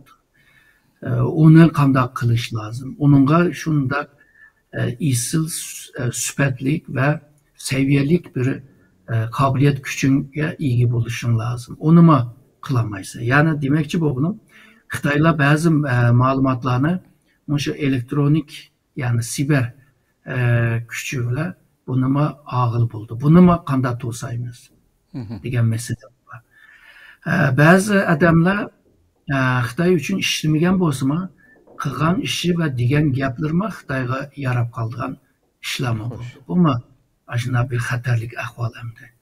Shuningga bu istihbarat chetda chet elda bir davlatlar tarafdan bir yardım qilmag'icha bunda ahvollarni to'sab tugutish qiyin. Haqiqatan yuqorida belirtganingizdek albatta istihbarat kuchimiz yo'q deb. Endi sizce de muşuncu valla biz bütün chet eldeki dava qilayotgan tashkilotlar mushundaq voqeliklardan ilgirki babur maqsud olsun şu içimizdeki. Bunu dikkat qilish uchun mesela resmi bir istihbarat organı albatta davlat olmagandan keyin unda qurib bunda ish qilish mumkin bo'lmagan bilan buni bir resmi bir muhim o'ringa qo'ydigan insonning butun narsasini bir tekshirish, uni surishtirish, bundaq bir mexanizm qurishning intayin muhim ekanligini mushunday vaqada his qildirmamdi yani. Faqat kim bizning da'voga yaqin bo'lsa, kimning puli bo'lsa yoki kimning bir narsasi bo'lsa yoki shu davrdagi raisni yoki boshqaruvchini bekrak ko'tarib uni og'zida chapinni ko'tarsa, u bir huquq kelib qoldigan bu sistemdagi butun tashkilotlar dunyodagi Uyghur teşkilatlarınınki çöçütüş gerek olan mesele emasmı sizce bununki? Organınız Sonra bu bolmasa? teşkilatlar devlet seviyedeki teşkilatlar emas. Hem de teşkilat buluşu bile ama profesyonel teşkilatlama emas. Hoş.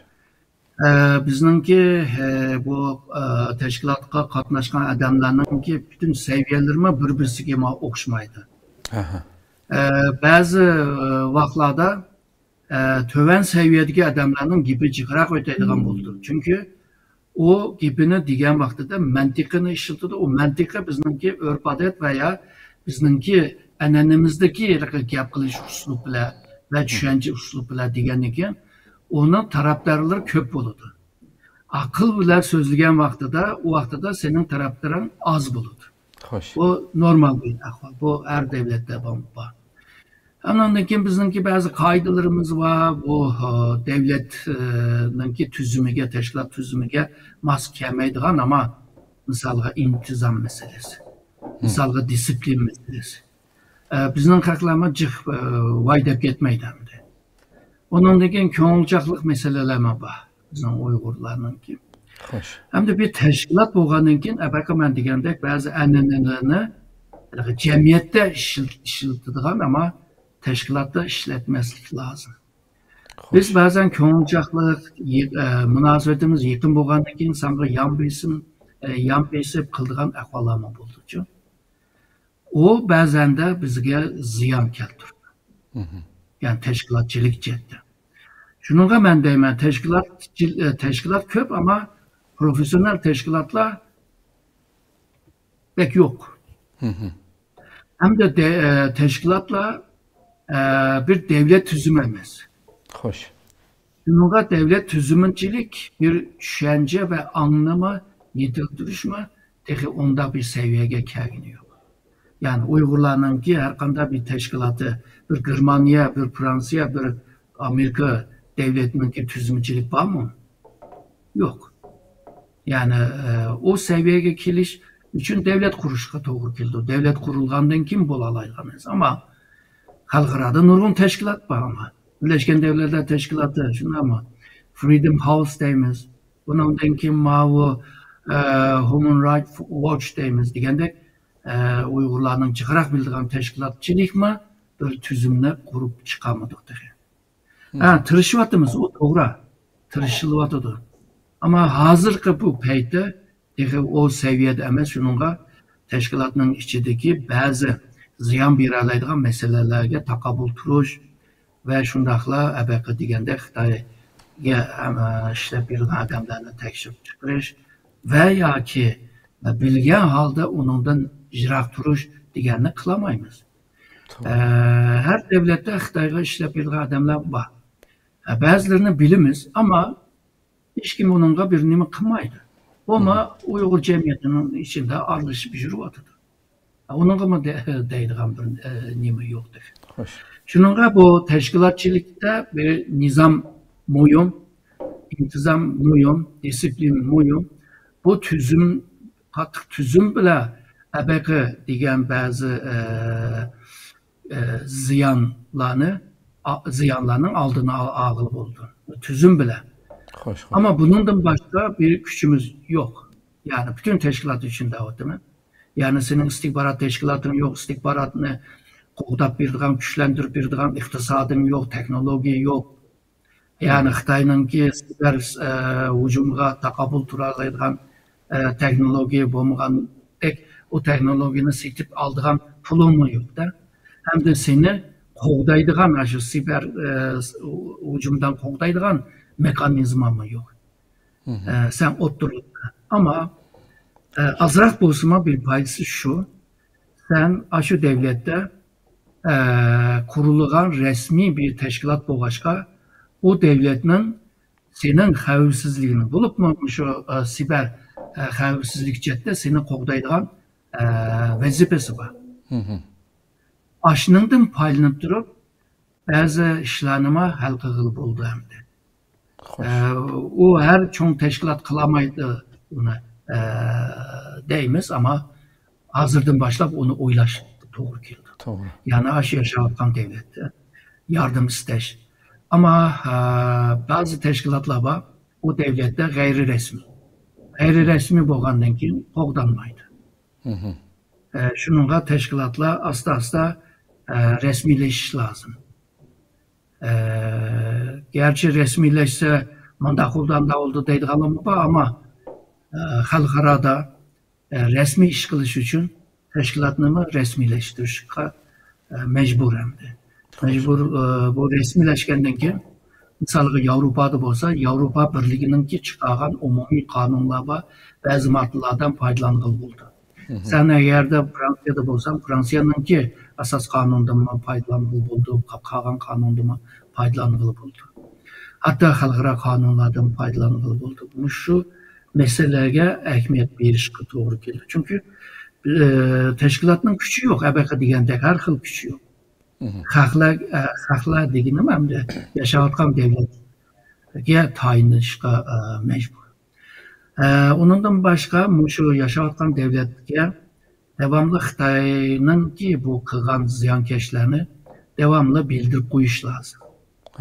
Biz Uyghur bo'lgandan keyin ya bildirmasak mı bo'lar, hechnim bo'lmas, o bu deymiz. Ama bir qitim bo'lib qolsa, mayda bo'lmaydi ama bir qitim berib qolsa. Shuningga bu o'zgartirishninki meselesini dege nima bilmaymiz o hamda. Sotda qandaq nima qaror berganligini, ama Baburninki meselesiga tayinib desak, o'z vaqtida shu nima RFA Uyg'urcha bo'limida buningki chartma filmlarimi ishlangan Babur haqida. Oxirgi bölümdə neçə sual var. Aşı sualga hazırgacha biz tüzürek cevap bergenimiz yok. Qiziqqanlar bolsa o suallarga qarab baxsa bo'ladi. Yani demekçi bo'lganım, Babur degandek ahvollar burunmi bo'lgan. Bunundan kimi bo'ladi? Kelgusindami bo'ladi. Çünkü sen talada bir kuch buldun. Hem de xalqaro tarafdan bilingan bir kuch. Seni takip qilmay kimni takip qildi Xitoy? Takip qilish uchun har xil uslublarni senin o'ylab yetamagan o'yinlarni o'ynaydi bundan. Shuningga bu bir kuni bo'lmasimi bir kuni nima Xitoyninki bu o'yinlarga tushib qilishning ahvoli bo'ladi. Aramızda nurg'un odamlar bor, Xitoy uchun ishlamaydi. Ama onunki g'ajlayotgan gap so'z, tillayotgan so'zlar va qilayotgan ishlar Xitoyga foydasi bo'ldi. Bu istihborot ilmida şpiyonu bo'lmasimi, aşı odamninki xususiyatdan, xarakteridan foydalanib istihborot qilg'izish. Hozir biz deymiz casus deymiz, 9 xil casusluk var. Misalga bizga qarta ishlatgan casuslar ko'pinchisi sabotaj deymiz, bozg'unchilik yaratish. Misalga namoyishga borgan chog'da sening dimi chiqarib vaqirab tosh etib nima qonunga xilof qilgan ishlarni qilgan, seni kuchaytiradigan, vaqirtiradigan degandekchi.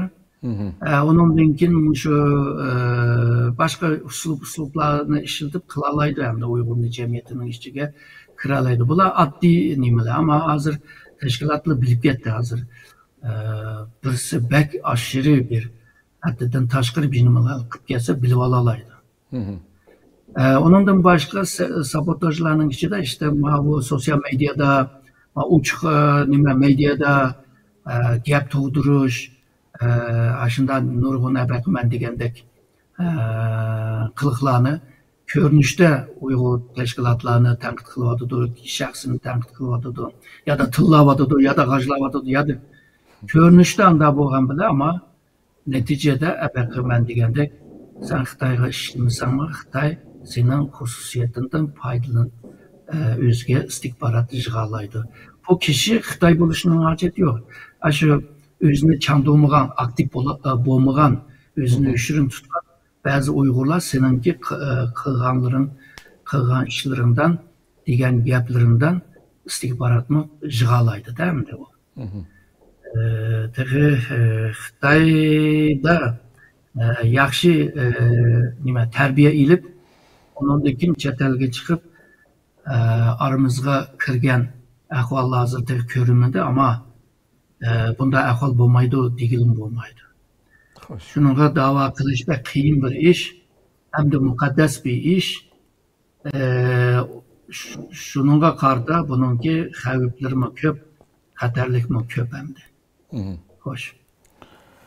Ko'pdan ko'p rahmat. Alloh razı olsun doktor. Ben rahmet edeyim. Tafsili adette uzun vaktinizi aldım. Köp rahmet. Müşahit tüketeyli bir inşallah. Rahmet. Allah razı olsun. İnşallah. Kadirli körmelerimiz şuna kılıp bugünkü sahnimizde müşahede ahırlaştıraydı elbette. Vaktimiz yetkince yani aşırıp vaktimizi aşırıp ettik lekin sabır kılıp köyünün için köpten köp rahmet etimiz. Gün taraftaki mavzularına ait köptü. Şunu sıkıştırıp asasiyetin toxtalmakçı bo'lgan mavzularına toxtaldık. İnşallah Allah ömür verse aldığımızdaki sanda başka bir temada görüşkice aman boğaçlar. Esselamu Aleyküm ve Rahmetullahi Teala ve Berekatuhu.